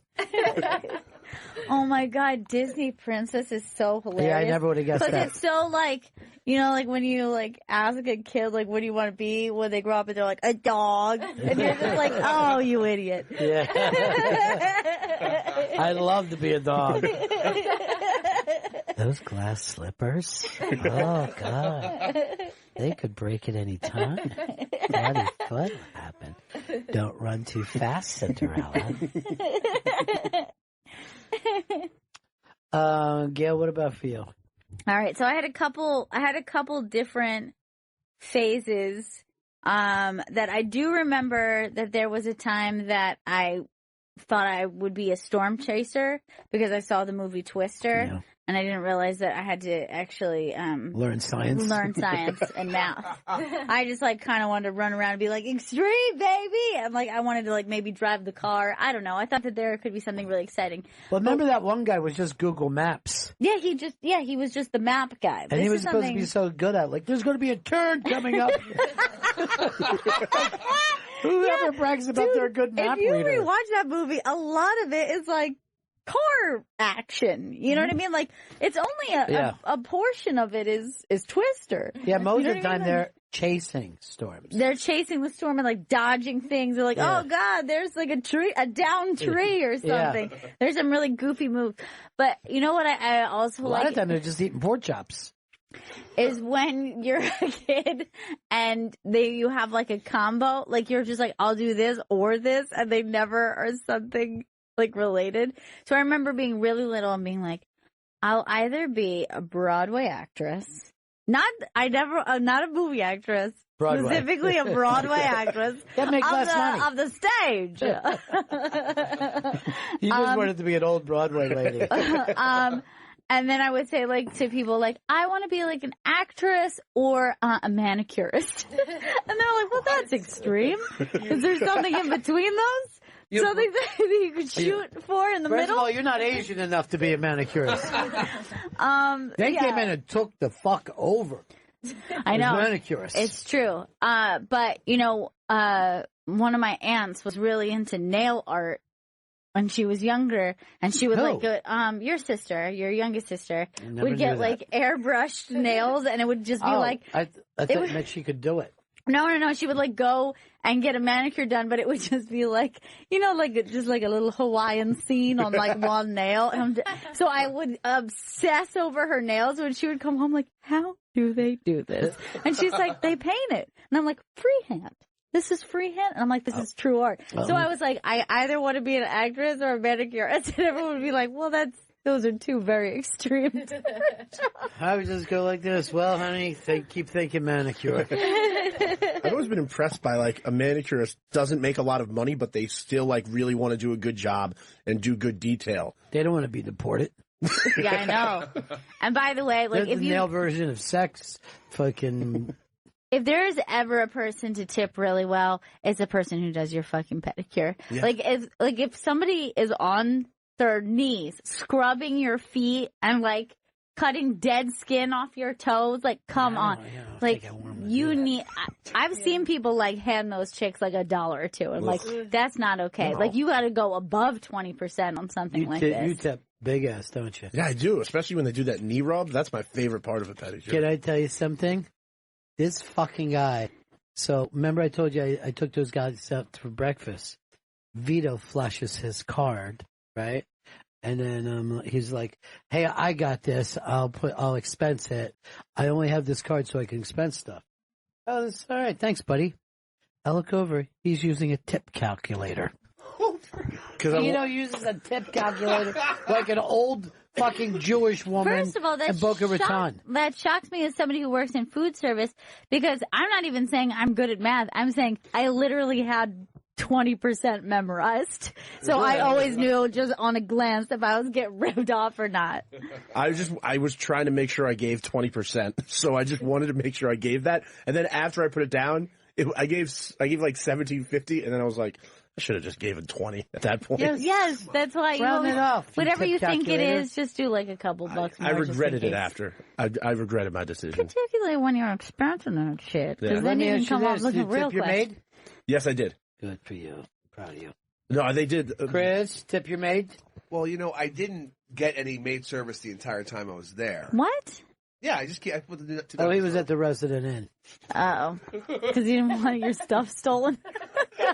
He So has, you said I don't trust this place. Just do not disturb. Just don't come anywhere near me if you work here. Resident Inn, where every room is handicapped. I had two weird jobs that I wanted to do as a kid.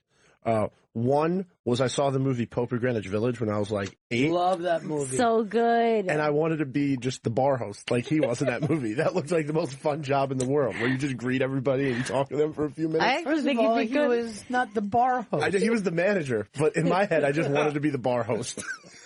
The bar host. Remember how he Hey, was like, welcome to with- my establishment. with the cigarette machine, he would be like, yeah, just give me cab fare out of it. He's just fucking running every angle. Dude, that's That he so could. funny. That was my dream job. I was like, oh, you get to wear a sharkskin suit? You just get to greet people? This looks like Yeah, but remember, he didn't have the monies for those suits. Like, he Yeah. was living over his head for those suits. And the other job was, I never wanted to be a pro wrestler, but I thought the idea of just being a writer for the WWE would be good enough for me. Because you don't have to take the hard hits, and you get to just do the writing aspect. At your size, you should have easily went in. No. No, I decided to go for the writer part. Because I also figured you don't do as much traveling. You have a home base, maybe. How did my you God. know that they had writers? I as a little kid, I got into the background of it, and that How? I read a lot, and I would go Was on it forums. internet? Internet. Yeah, see, he grew up in a Was different that time. Russo when Russo was Yeah. yeah. When I was like 12, I lied about my age on a wrestling forum, and I You became slept the with a man? moderator. That's really funny. Oh he was my the moderator. god, that is so So would you give people cute. shit? Yeah, I would kick people out. I'd be like, You "You're remember not." what site it was? It was WrestlingEpicenter.com. All right, so that wasn't one I even saw. It would have been great. I was on I like would've Dave known. Meltzer. Like this is Yeah, God.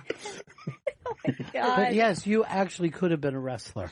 Yeah. You was one of the few kids that you could have said, "I want to be a pro 100%. wrestler," and they would have went, "Okay." Jen never had a chance to be a Disney princess. No, that's Well, maybe true. in the park. I mean, like in the parade. Yeah, you could have done that. That would have been a good one. All right, now I get it. I thought you wanted to actually be in the cartoon. No, like As it did. Yeah, that would have been great for you. They have long days though. Those Disney princesses. Yeah.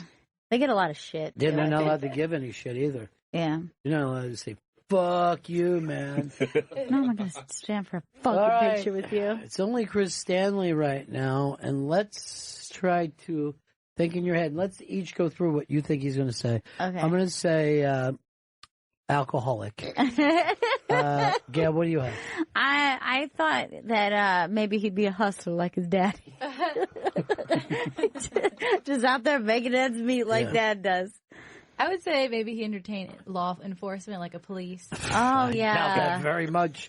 He'd see You're that. getting away here, but you're fucking totally wrong. Yeah, you'll never meet anyone who's as anti-first responder, and I mean firemen and EMTs too.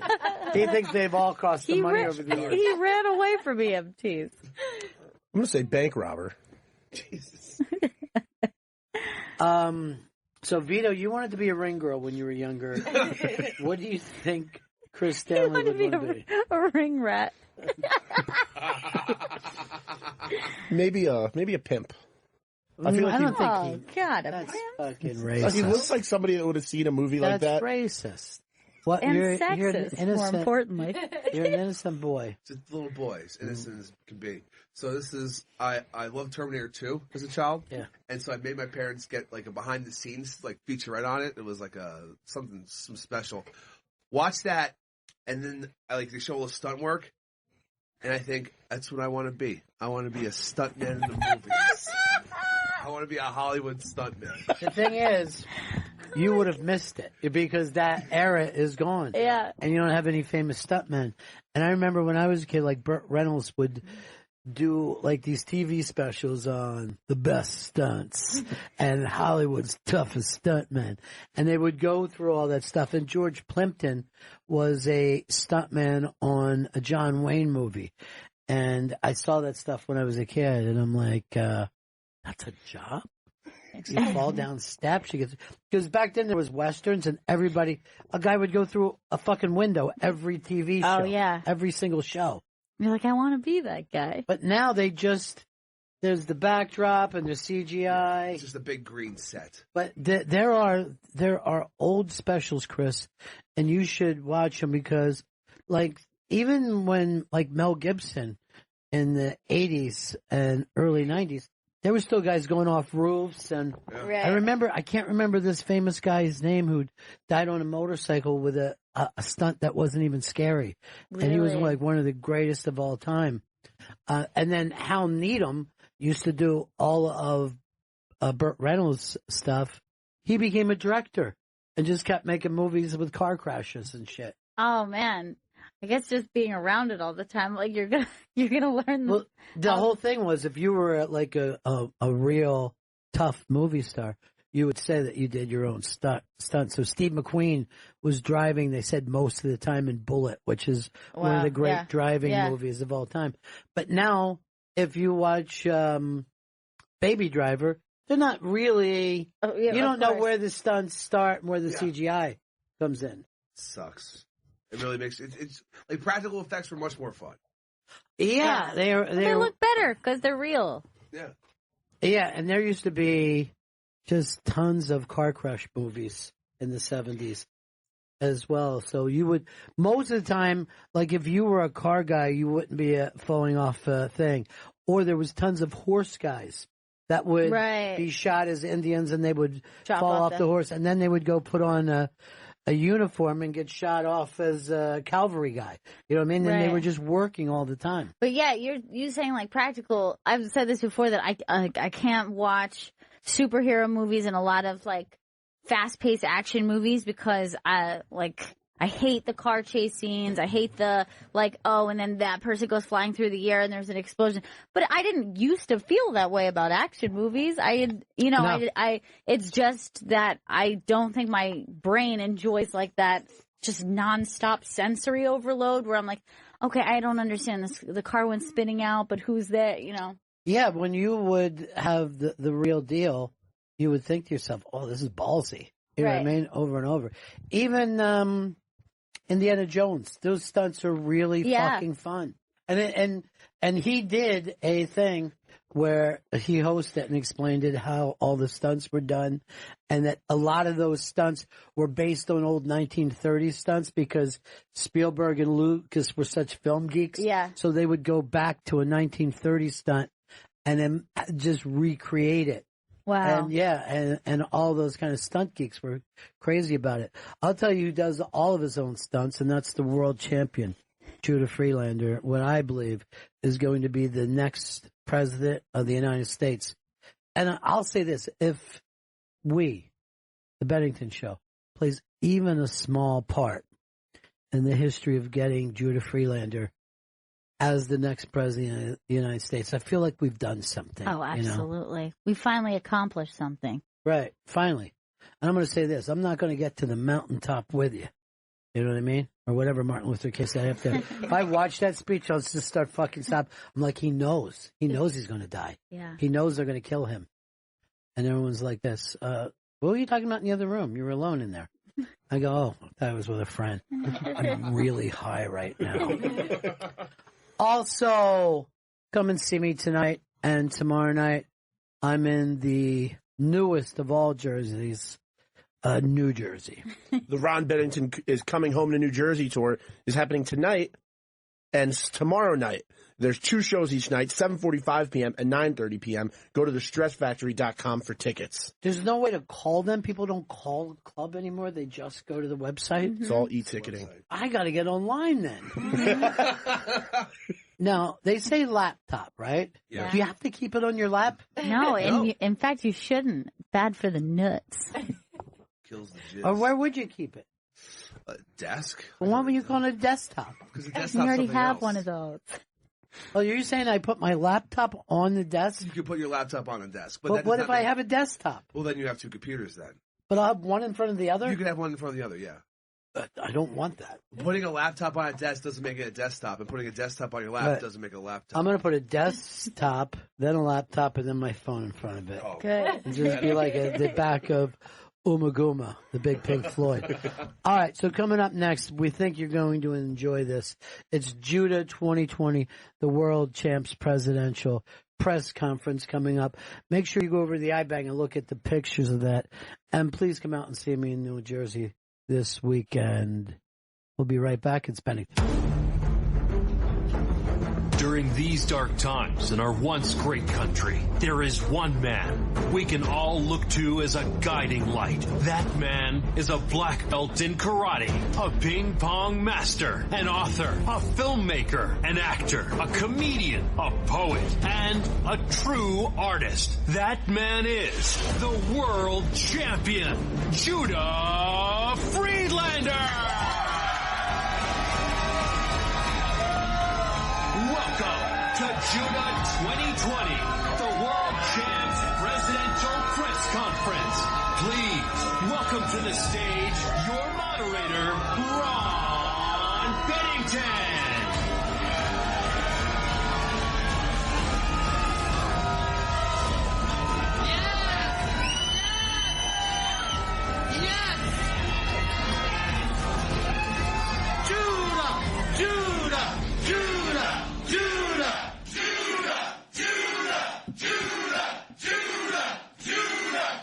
Wow, fantastic, ladies and gentlemen.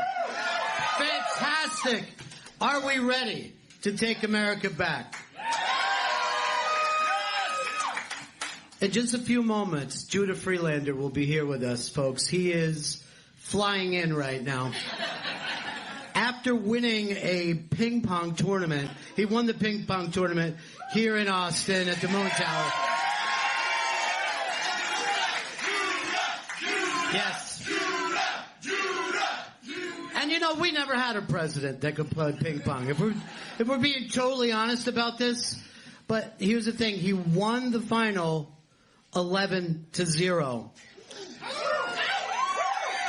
Then got into his plane and is flying here, just circling Austin a couple of times. Here's another really exciting thing. This would be the first time that we've ever had a president who can do his own security. And that's going to save us a lot of money. But let me look back. How many people here last election voted for Donald Trump? Okay, I'm in Austin. And how many people voted for the other person? I forgot her name. Forget them both, ladies and gentlemen. Forget them both. Judah is coming. And you guys are going to remember this moment for a long time. And it starts here. We're trying to put an escalator in so Judah can come down from it and really light this place up. But as we're waiting for Judah, we've got an opportunity to have some musical guests stop in. And right now, the biggest band in L.A. is the Comedy Jam. Nobody is bigger. And they were so moved, they wrote a song 15 minutes ago. Let's bring in the guys from the Comedy Jam. It's Josh Adam Myers, Avery Pearson, and Jeremiah Watkins. Come on in, guys. Yes. How you doing?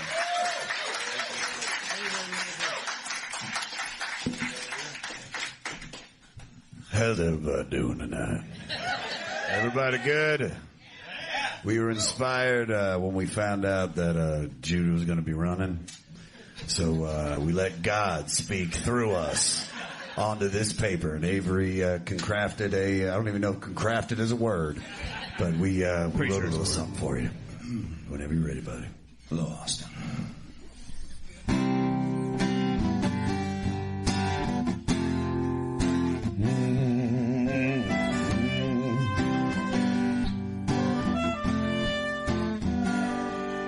There's a land I know, a place I call home. It's perfect in every way. Yes, it is. We got overalls and shopping malls and just the right amount of gays. Perfect. There's a dude who wants to lead us, but no one's seen his penis.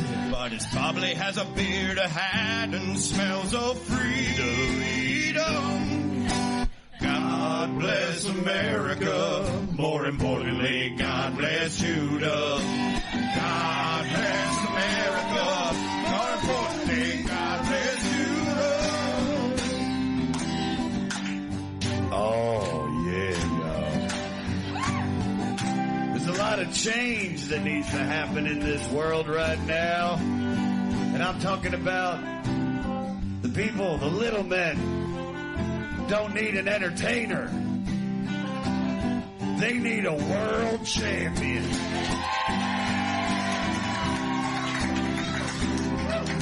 I should have told you sooner. He's an autocratic ruler. Yes, he is. Philosophically, you couldn't tell Putin and him apart. Welcome to Russia. And he's from the D.C. area. His pubic hair is scarier than anything I've seen at the local Walmart. Oh my God, that's terrifying. He's for all the women, and he's also for the men. Hell yeah. And if you want to meet him, just go to a Denny's at 4 a.m. Oh, God bless America. More importantly, God bless you. God bless America. More importantly, God bless you. Everybody. God bless America. More importantly, God bless you. God bless America. More importantly, God bless you.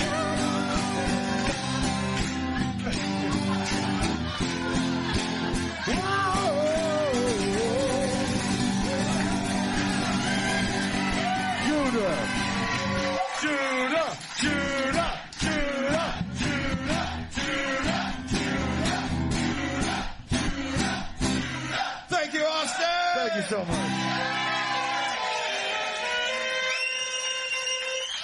The goddamn comedy jam, folks. Wow. That was amazing. Was it not? Was that not amazing? Judah's plane's getting closer from what I understand, it just broke a cloud. I want to get some pictures of you guys too, because this stuff is going to go out on Armed Service Radio. And this has got to be about those guys overseas and not the first responders, but a lot of stuff I'm going to do for the second and even third responders. And somebody that's forgotten about, and that's the fourth responders. And that's Austin's homeless. That I had to dodge to get here tonight. They're extremely fast and scary.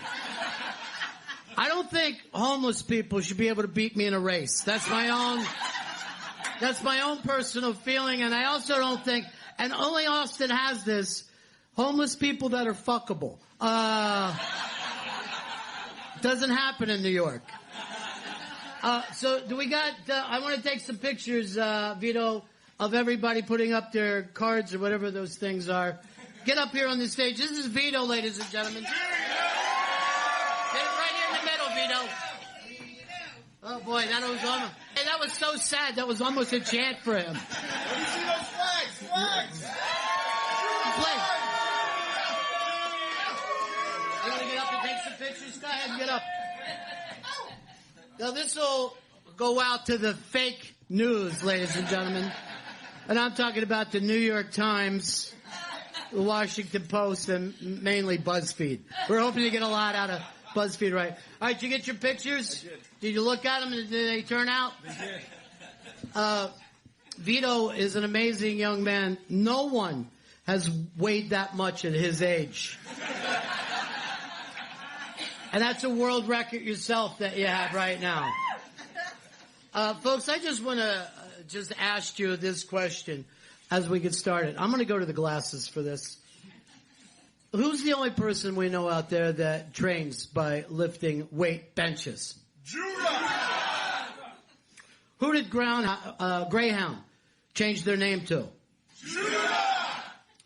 Abraham Lincoln built a log cabin, but who's the only person that built a log skyscraper? Judah! All right, you're picking up on it now. Seriously. You guys are going to make great Nazis. Whose face is on the $150 bill? Judah! And whose Netflix special has caused North Korea to suspend their nuclear program? Judah! I think that one should have been Judah's. Who bred sea monkeys that actually look like the packaging? Judah!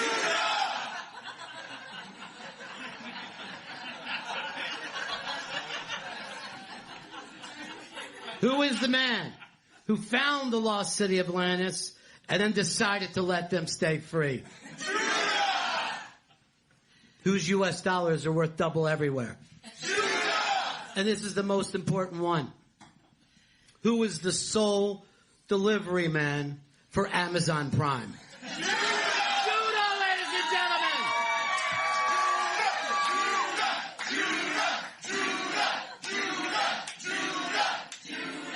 I gotta tell you the truth, I'm starting to think this is gonna work. I thought we were just fucking around for a while, but I'm literally getting excited right now and wonder how far this could go. Because I laughed at Trump for a long time. And look at him now. He's running the whole shebang.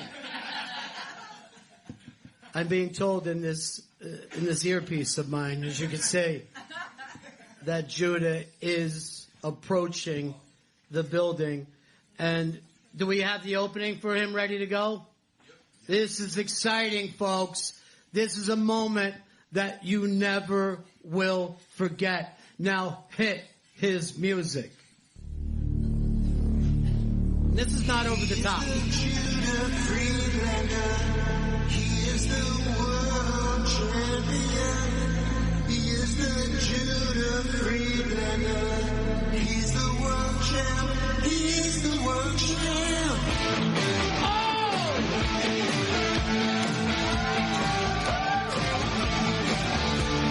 He is the Judah Friedlander.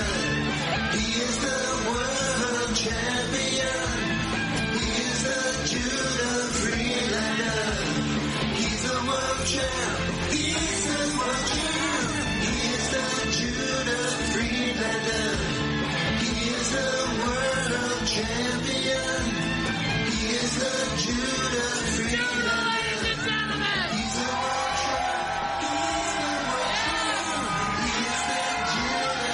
Friedlander. He is the world champion. He is the Judah Friedlander. He's the world champ. He's the world champ. Judah is here! Judah is here! It starts here today! Judah, welcome, my friend. It's great to be here. You know, I really like that you came in and you did this as, subtle as you possibly could. You know, first of all, I want to say there's a lot of great Americans here tonight. Wow! Secondly, I'd like to say that there were two songs sung before here. Yeah. And I noticed there were a few people here that were not standing for the theme song. You'll have to give in your IDs, and we will be deporting you to Canada after Wow! this. I wouldn't mind living in Canada. What's that? Well, I wouldn't mind living in Canada. Okay, well, you have to stay in America. We need you. Ron, you're the greatest journalist in the tri-state area of New York City. Wow! I'm not saying a lot, because that's where all the top journalists are. Yeah, they are. So that includes Jersey and Connecticut. Yep, Jersey, Connecticut, and Western Long Island. It includes all of those areas. Not Eastern Long Island. First of all, I want to say my first platform when I'm president is, when you're at the grocery store and you're in line, and it's kind of a long line, if you start eating your food while you're in line, if you finish it before you get to the cashier, it's free. It's free.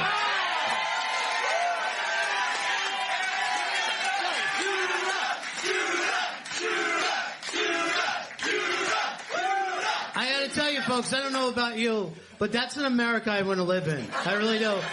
And that's America that I want to raise my children in under Judah Friedlander. So I think I'm going to do. Free pizza on Fridays. Wow!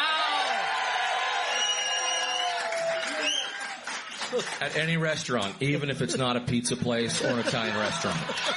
If you go to a restaurant and it's a Friday and you ask for pizza and they don't give it to you, the owners get deported to Italy. Wow. And you know what? We're going to invade Italy. And we're taking their pizza. Yeah, that's what we're doing. We're taking their pizza slicers, too.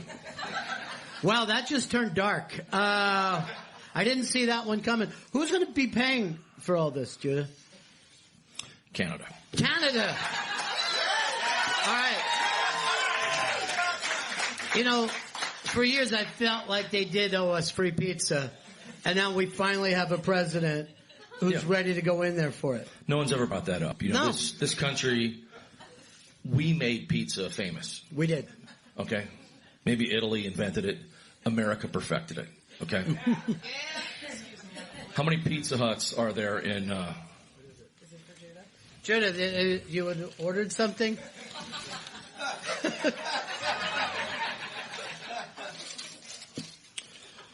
Looks like a good old American burrito to me.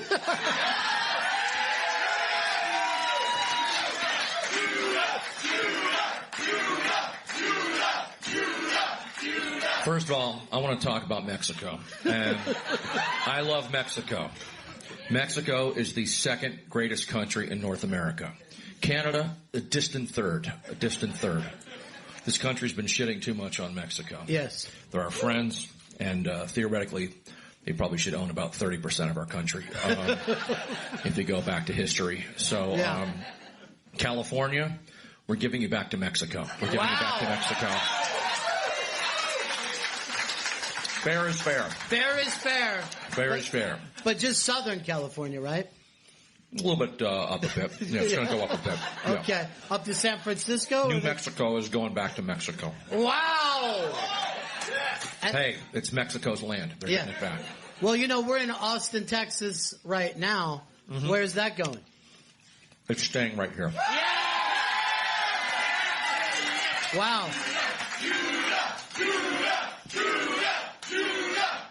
I want to talk about burritos for a second. This is very important. It's very divisive in this country. You have the people who like the rice in the burrito, and then you have the people who like the rice outside the burrito. And for me, I stand for human rights. As the world champion, not only am I the greatest athlete in the world, I am also, if you look at it, world champion. That means I am a champion of the world and all its inhabitants. So I fight for the rights of the planet, all the people, the animals, the trees, the air, all around it. So the point is, I'm pro-diversity. I am anti-segregation. But when it comes to burritos, rice, get the fuck out of my burrito. Wow! This is controversial. I saw your face. Don't let it. He got scared. Chipotle can go fuck themselves. Wow! Wow! We're bringing back Taco Bell. More Taco Bell fans. If you get a bean and cheese burrito at Taco Bell, guess what? There's no fucking rice in it, okay? It's bean and cheese. It's honest. Yeah. Chipotle, It's fake news. Wow. What's that? Taco Bell 2020. You just earned yourself a cabinet position. Taco Bell 2020. Judah is giving out cabinet positions. I didn't see this happening. Next thing we're doing, we're banning math. Calculators were invented in 1983. I don't think we need to teach math to the kids anymore, okay? We're banning math. Right. Calculators, you know, we can't, first of all, we got to be careful about robots, okay? Yes. They are taking over, but, you know, I mean, we all saw what zippers did to buttons, and sure, there's still a few left working really hard, but overall it's the jobs that zippers don't want.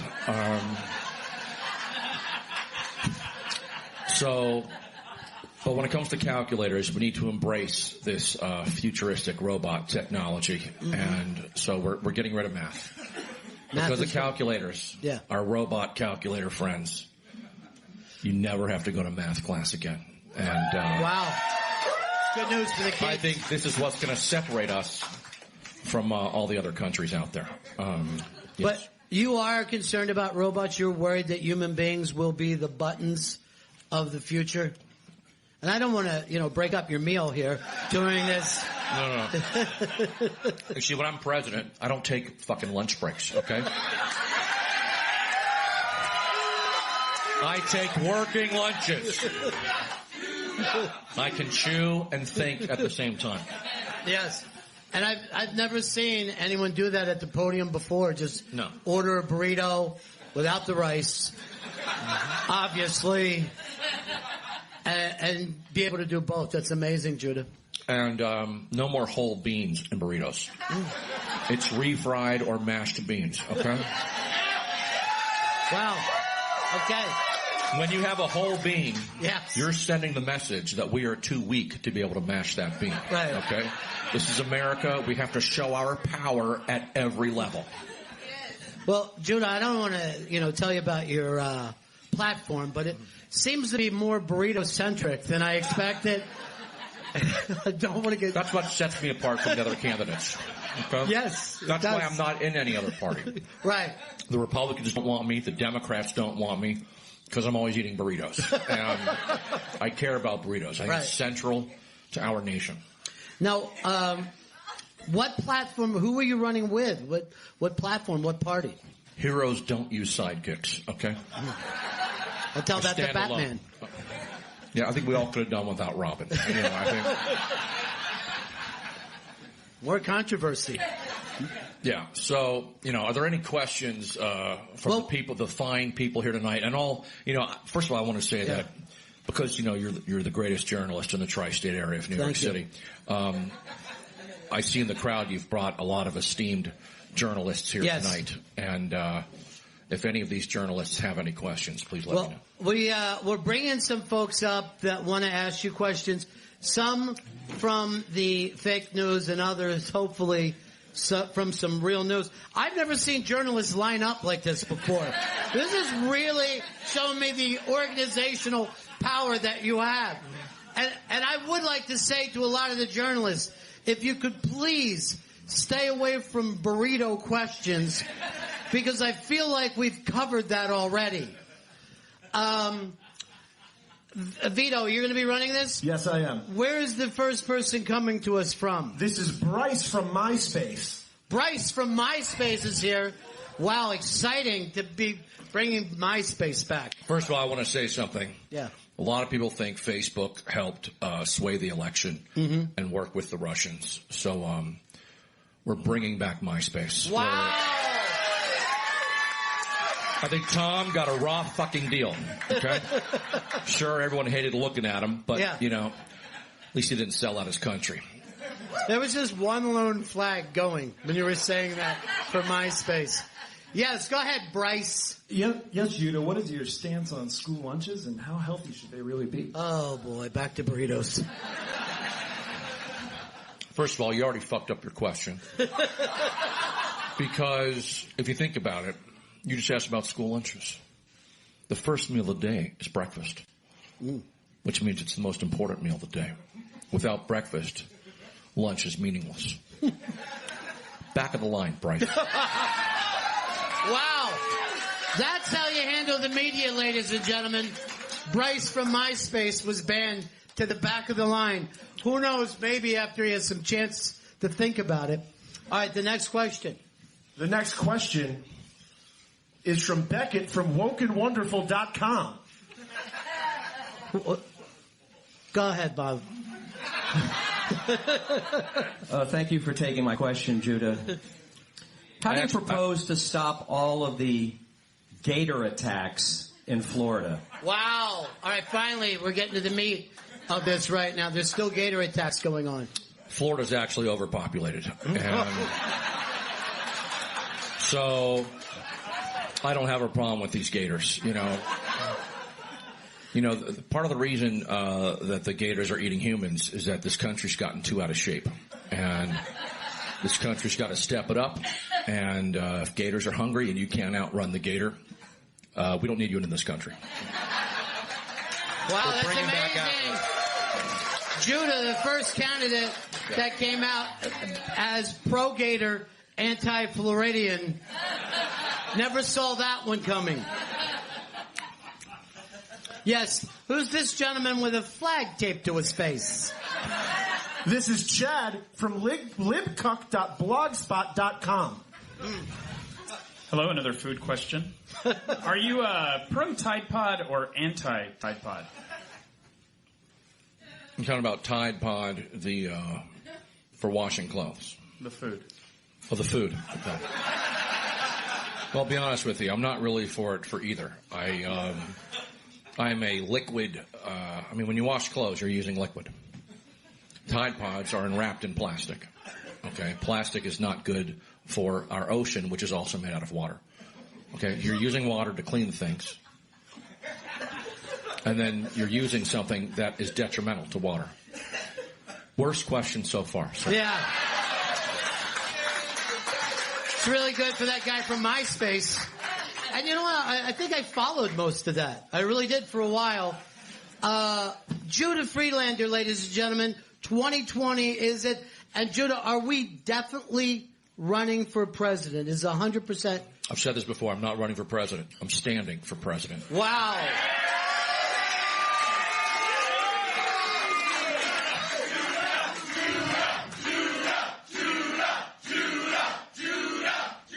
Running means you're scared. Okay? America's not scared. Yes. And first of all, I'd like to say to everyone who's asked the question so far, even though some of them were far inferior to others, your journalistic integrity and courage, I applaud. Well done. Wow, fantastic. But we're building that bridge with the media that has been knocked down. Mm-hmm. Mm. Unfortunately, I asked the question right during the middle of a burrito bite. And that's why I'm only the best journalist in 3 states. I'm hoping you'd pick up Pennsylvania and be the 4th state area. All right, Vito, who's next there? Oh, you're holding your flag up in the air, and that's very nice. Yes. This is Maria from Napster. From Napster. I didn't think Napster would be here. Should we as a nation put a stop to artificial intelligence now or embrace it? Let's try that again, but real slow. You see? Yeah. Let's get a robot to replace her right now. That question was not up to standard. Now, but I will say this. What a lovely top that you're wearing right now. It's very festive. Hold on a second. Yeah. You're an American, okay? Which means you have what it takes. You just got to believe in yourself. I think you felt a little bit of lack of confidence there. You just dig deep for a second. You're ready to go. I just empowered you. You're ready to go.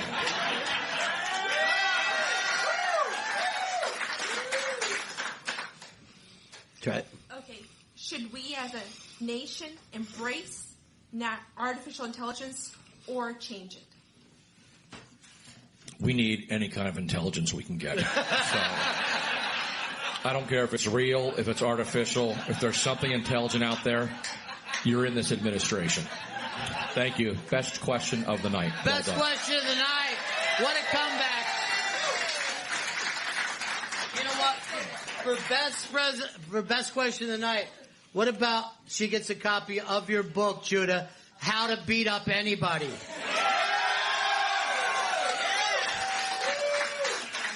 What is your name again? Yeah, real name. Eleanor. All right.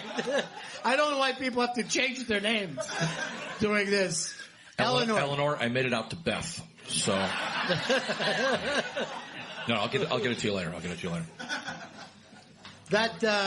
This is the number one selling book of all time, is it not, Judith? It's the number one selling karate book of all time. Oh, the number one selling karate book. Which is the most important kind of book there is. Yeah. And when you go to the karate section of your bookstores, you will figure out how to beat up anybody. Mm-hmm.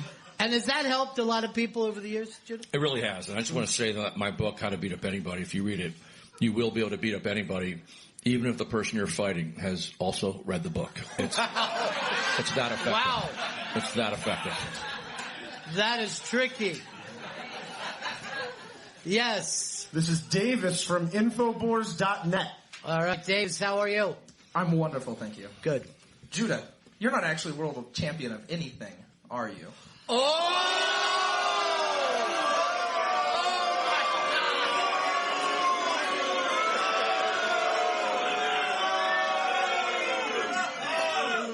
Judah's going through his book right now, looking for a chapter.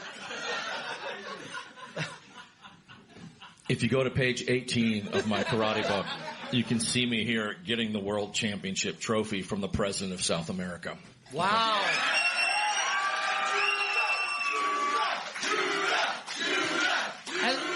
On page 20, you can see me getting another world championship trophy from the Duke of China. So. Now, is that Davis right there? Yes. I just want to say... Books don't lie. Books don't lie. You're the fake news. Throw him out. Throw him out. Throw him out. Throw him out. Throw him out. Throw him out. You can stay. When you disrespect me, yeah, you disrespect America. And you disrespect yourself. And, yeah, that was the worst question of the night so far. But you can go back to your seat. And then as soon as this show is over, you're getting thrown out. Way to handle that with your book. That was amazing. Sometimes you just got to go to the facts. Right. I used to be an alternative fact checker at Fox News, so I know what I'm doing. Yes. And that's the kind of experience that you'll be able to bring to this as you're standing for America. Yeah. You know, I'm for human rights. I'm for the rights of everyone here, and we all need to get along. And, we got to realize we're all friends. We are. We're not enemies. Yeah. But that guy asked that last question. Get the fuck out of here. Yeah. Maybe we could beat up his family. Maybe that's the way to stop this. No. His parents aren't the problem. It's him. All right, thank you, Judith. This lovely lady right here. Pandora from AltaVista.com. Wow. First of all, a lot of great journalists from all these top websites today, and I just want to thank you for coming out here. The type that the mainstream news doesn't like to have on. So thank you for sharing your truths. Hello, Judith. Is it or is it not true that you are in the pocket of Big Sugar? Oh, these are tough, yeah. First of all, how dare you disrespect sugar, okay? Sugar is natural, okay? It comes from Hawaii, as well as the Caribbean. And it's high fructose corn syrup that we need to get out of this country. High fructose corn syrup, banned in Mexico, banned in Europe, legal in America. We're not going to ban it, but we're going to give the option. Do you realize Heinz ketchup? I'm fucking serious here. Heinz ketchup used to use real sugar. Yeah. And now they use high fructose corn syrup. This sugar substitute, this fake sugar, that's not as good as real sugar. It is fake ketchup. Fuck fake ketchup.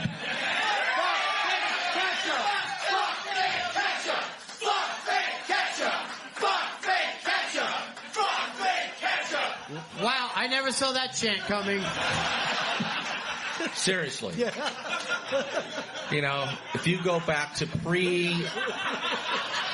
You go back to pre-1983. Right. We had real ketchup in this country. Yeah. I think Judah's really running right now. I mean, or standing. Thank you. You ever go to a Mexican restaurant and get a Mexican Coca-Cola? Yeah. It tastes better than American Coca-Cola because they're using real sugar. We need to get back to what's real, you know? I don't want people in this country getting fat off of fake sugar. We want real sugar making people fat in this country. Yeah. And hey, let's not forget about the dentists, okay? Yes. If we stop eating sugar, the dentists might go out of work. That's true. And if they go out of work, then the dental hygienists go out of work. And then what's the point of going to the dentist? That's true. And I just wanted to ask the audience one more time, because again, I was surprised. How do you feel about fake ketchup?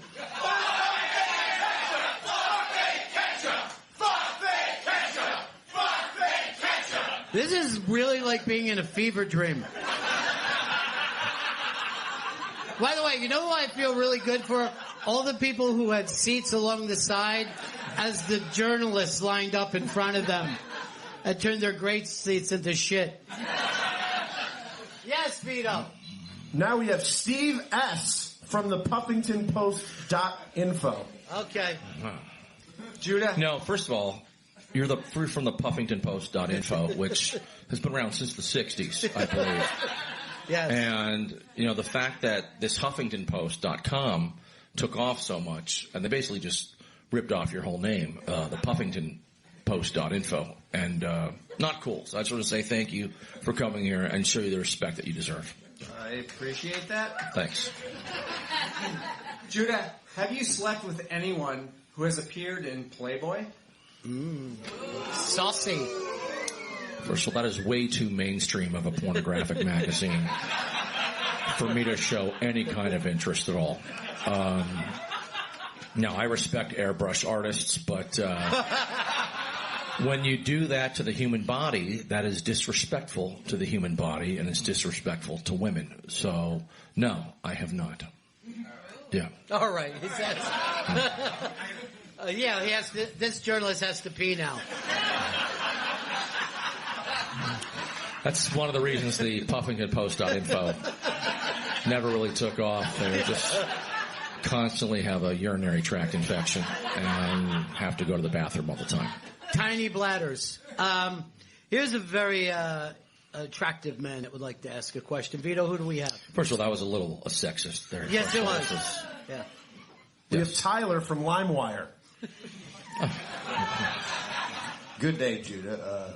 I know you have a big thing with ping pong and school lunches and everything else. So should ping pong be mandatory during school recess? Yes. Everyone's always talking about China, how they're getting more and more powerful. Ping pong is the national game in China. If America is going to show China any respect and deal with them, I think ping pong should be taken on. And ping pong has been proven to be healthy for you. It's good for your reflexes. It's actually the fastest sport in the world. And if we want to be number one, we need to be number one in ping pong. Yeah. Wow, fantastic. Sometimes I didn't mean to get that serious there, but that was a very serious, heavy-hitting question, and I had to give it to you straight. Well, you know, we're here at the Moon Tower Comedy Festival in Austin, Texas. And, yes. Great city. Great city. Great city. And just minutes before he got here, Judah won the ping pong tournament at the Moon Tower. So, but this is what's interesting to me. The guy that you beat 11-0 in festival then came in and played saxophone for the Judah song. Yes, he did. It's a way, it's a way of showing how people feel about you. If I beat you 11-0 in ping pong, that's actually a really good result for you. So I've beaten people much worse than that. Yeah. So he should feel proud of himself. Yeah. Right. Last time I played him, I beat him 50 to -5. Yes. This next journalist that actually looks like a journalist. We have Heather from AskJeeves.com. Wow. Ask Jeeves. Good afternoon. A lot of nostalgia. You know, it's It's a shocker that AskJeeves.com didn't really take off and last. Jeeves is not a nice sounding word at all. But yes, I respect you for showing up and for you being an American. Yeah. Thank you. How do you plan to fix the concussion problem in the NFL? Ooh, that's a tough one, Judah. First of all, we need people with stronger skulls. Everyone's talking about the hits are too hard, the equipment's not good enough. Work on your skull strength. You know, it's something that's not taught in schools. It used to be in the 50s. Sure. But today it's not, you know. Kids play the video games, and that weakens the membrane lining of the skull. And pre-video games, there were no problems with concussions at all. And but you bring up a good point about athletes.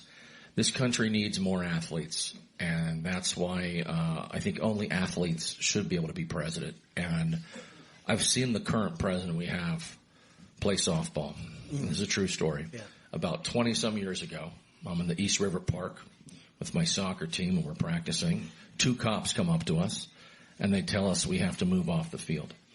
We're already a good 100 yards away from the softball field. No one's ever kicked us off before. And then we look over there, and it was Trump and his office softball team playing. Now, this is when he was with Marla Maples. She was very good. She was fielding grounders, throwing people out. Trump waddles up to the plate, hits a shitty grounder, gets thrown out to first as he's blubbering his way over there. This country needs an athlete for president. Yeah, absolutely. Okay? And, hey, maybe you like Trump, maybe you don't. I'm here to tell you, he's not a good athlete. No, that's true. Facts are facts. Yeah. And I think what we've learned about stronger skulls could make a great new chant. I really believe that. Stronger skulls! Stronger skulls! Stronger skulls! Stronger skulls! I made a mistake. Well, you bring up a good point, though. You know, sometimes these complicated issues, it's not easy for the public to grasp it right away. These football players, they're always at the gym working on their arm strength, their leg strength. Haven't seen one skull strengthening machine at the gymnasium. Like I said, again, in the 50s, they had this stuff. They had it back in the 50s. But now they don't. America was great. Yes, this person who looks nothing like an athlete. This is Leopold from prisonuniverse.biz. Are the rumors true you ran a sex cult in upstate New York? Oh, that's been the latest news, yeah. No. It was in South Jersey. See, another example of the media trying to smear a good name, okay? And I want to talk about the prison system for a second. Good. First thing I do when I get in office, I'm freeing all the drug offenders. Anyone that's in there for drugs, they're getting out. And let's talk about the heroin epidemic. Yes. You know, we need clean needles for health. So absolutely. Starting in preschool, we're handing out free needles. These kids are starting drugs early and earlier. I want them practicing safe mainlining. Yeah. So, yeah. All right, next question. Chester from Chat Roulette. Hi, Judah. First of all, we're going to ban the name Chester. I just don't. Not cool. We're changing your name to Clark. Hey, I Clark. love it. Judah, will Roman Reigns ever get over with WWE crowds? This is a very important question.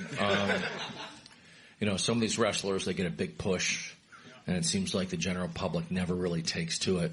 Whether these other wrestlers who don't get the push they really deserve. You know, take your Dirk Digglers, for example, or I should say Heel Ziggler, really, but that was his original name. So the point is, he's been given lots of chances here.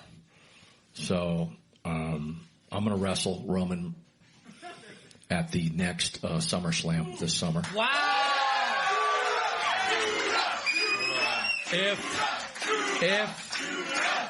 If WWE lifts the current ban on me, so when I wrestle, I don't pin my opponent for 3 seconds. I like to pin them for 3 months straight invite all their relatives over to see the devastation firsthand and really just send the message and defeat that opponent physically and psychologically.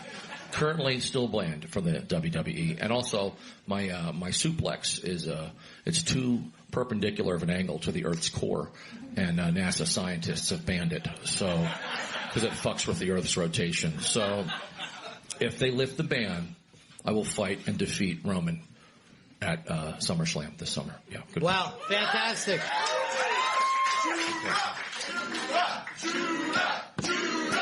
Hey, I just got an update too. The song that was debuted today by the goddamn Comedy Jam, Billboard has just put it as #1 on the charts. That record. That's stunning, dude. That's stunning. And I actually just got a fax from corporate, and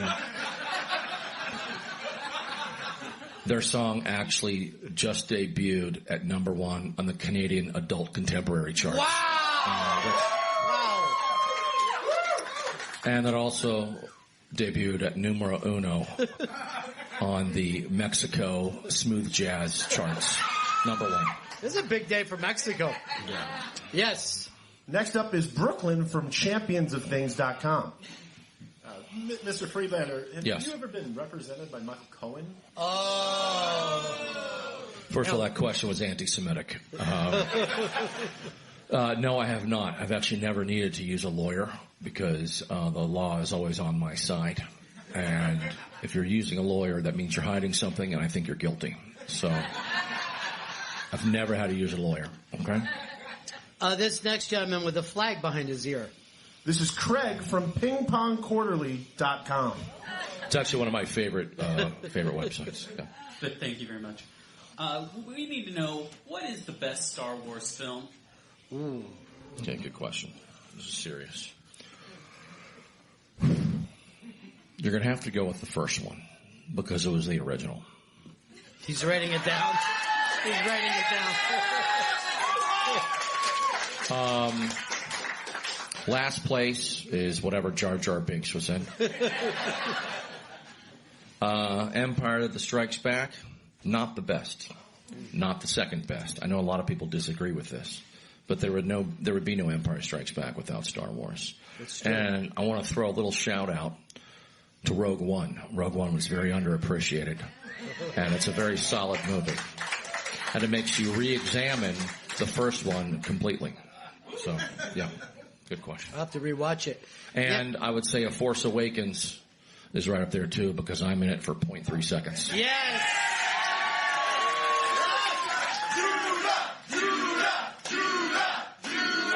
All right, this will be the last question right here. Who's this? This is Gladys from allthingsfriedlander.com. Wow. Mr. Champion, Thank you. how will Game of Thrones end? The Game of Thrones. It'll end by me watching something else. Let me tell you something. I've fought lots of dragons in my life, and it's really very simple. So that show, well, I understand for you people who don't know karate at my level, it's entertaining. For me, it's not entertaining at all. You know, I just beat up a dragon's dad last week, and once you defeat a dragon's father, the child just has no confidence, and they just lose that. Have you ever seen a dragon with no confidence? It's really sad. It's just basically a duck at that point. You know? And I like the duck. The duck is my favorite animal because it can fly, swim, and walk. It's a triathlete, basically. So it flies, it swims, and it walks all very poorly. And have you ever seen a duck in a rush? It's fantastic. It's just, it doesn't know what shitty method of transportation to use. So this is what we're going to do for our transportation system. Yes. We're going to make giant ducks. Giant ducks. Giant ducks. That way we can summon a duck and it can take you where you need to go in a very safe and orderly fashion. Yeah. Well, I will tell you this. The platform is amazing for Judah Friedlander. And I tell you, Everyone here is great, and I'm passing a law before I become president. What's I'm that? going to be the first candidate to pass a law before they become president, and that is that I realize that we're number one, America. Everyone does, but there's a lot of other great countries out there, and they should all be our friends. So that's why I'm going to pass a law before I become president, is that you don't have to be a resident to vote for president. So no matter where you're from, you can still vote for me. That's fantastic. You're not allowed to vote for any other candidate, but you can still vote for me. And I think that's fair to everybody. This is great for Luxembourg. And I'm a little disappointed that giant ducks did not become a chant. I'm a little disappointed in that. Giant ducks. Giant ducks.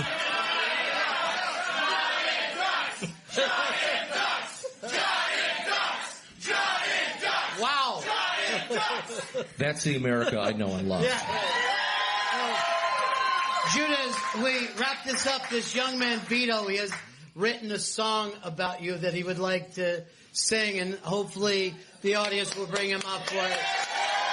We started with a #1 hit. I'll be honest with you. Do I have to be here while he sings it? No, you don't. Okay, because I would feel a little weird, but I might. Well, first of all, I want to thank everyone here, and in all seriousness, you guys did a great thing coming here today and letting the world know what's really going on. And we covered a lot of important topics. We sure did. Getting rid of math. Yeah. Putting rice outside the burrito. Free pizza on Fridays. Eating your food in the grocery store at a fast enough pace so that you can get it for free. First of all, chewing your food, overrated. Okay? Overrated. Have you seen dogs? They don't chew their food. They just fucking swallow that shit because they have strong stomach muscles. You want abs? Don't chew your food, okay? Let your stomach do the work. That's one of these myths that we've had. Oh, you gotta chew your food. Yeah. No, you don't have to fucking chew your food. Don't chew your food. Don't chew your food. Don't chew your food. Don't chew your food. Don't chew your food. Hey, Judah. Oh, yeah. This was the weirdest day of my life. Thanks for coming out. That was a lot of fun.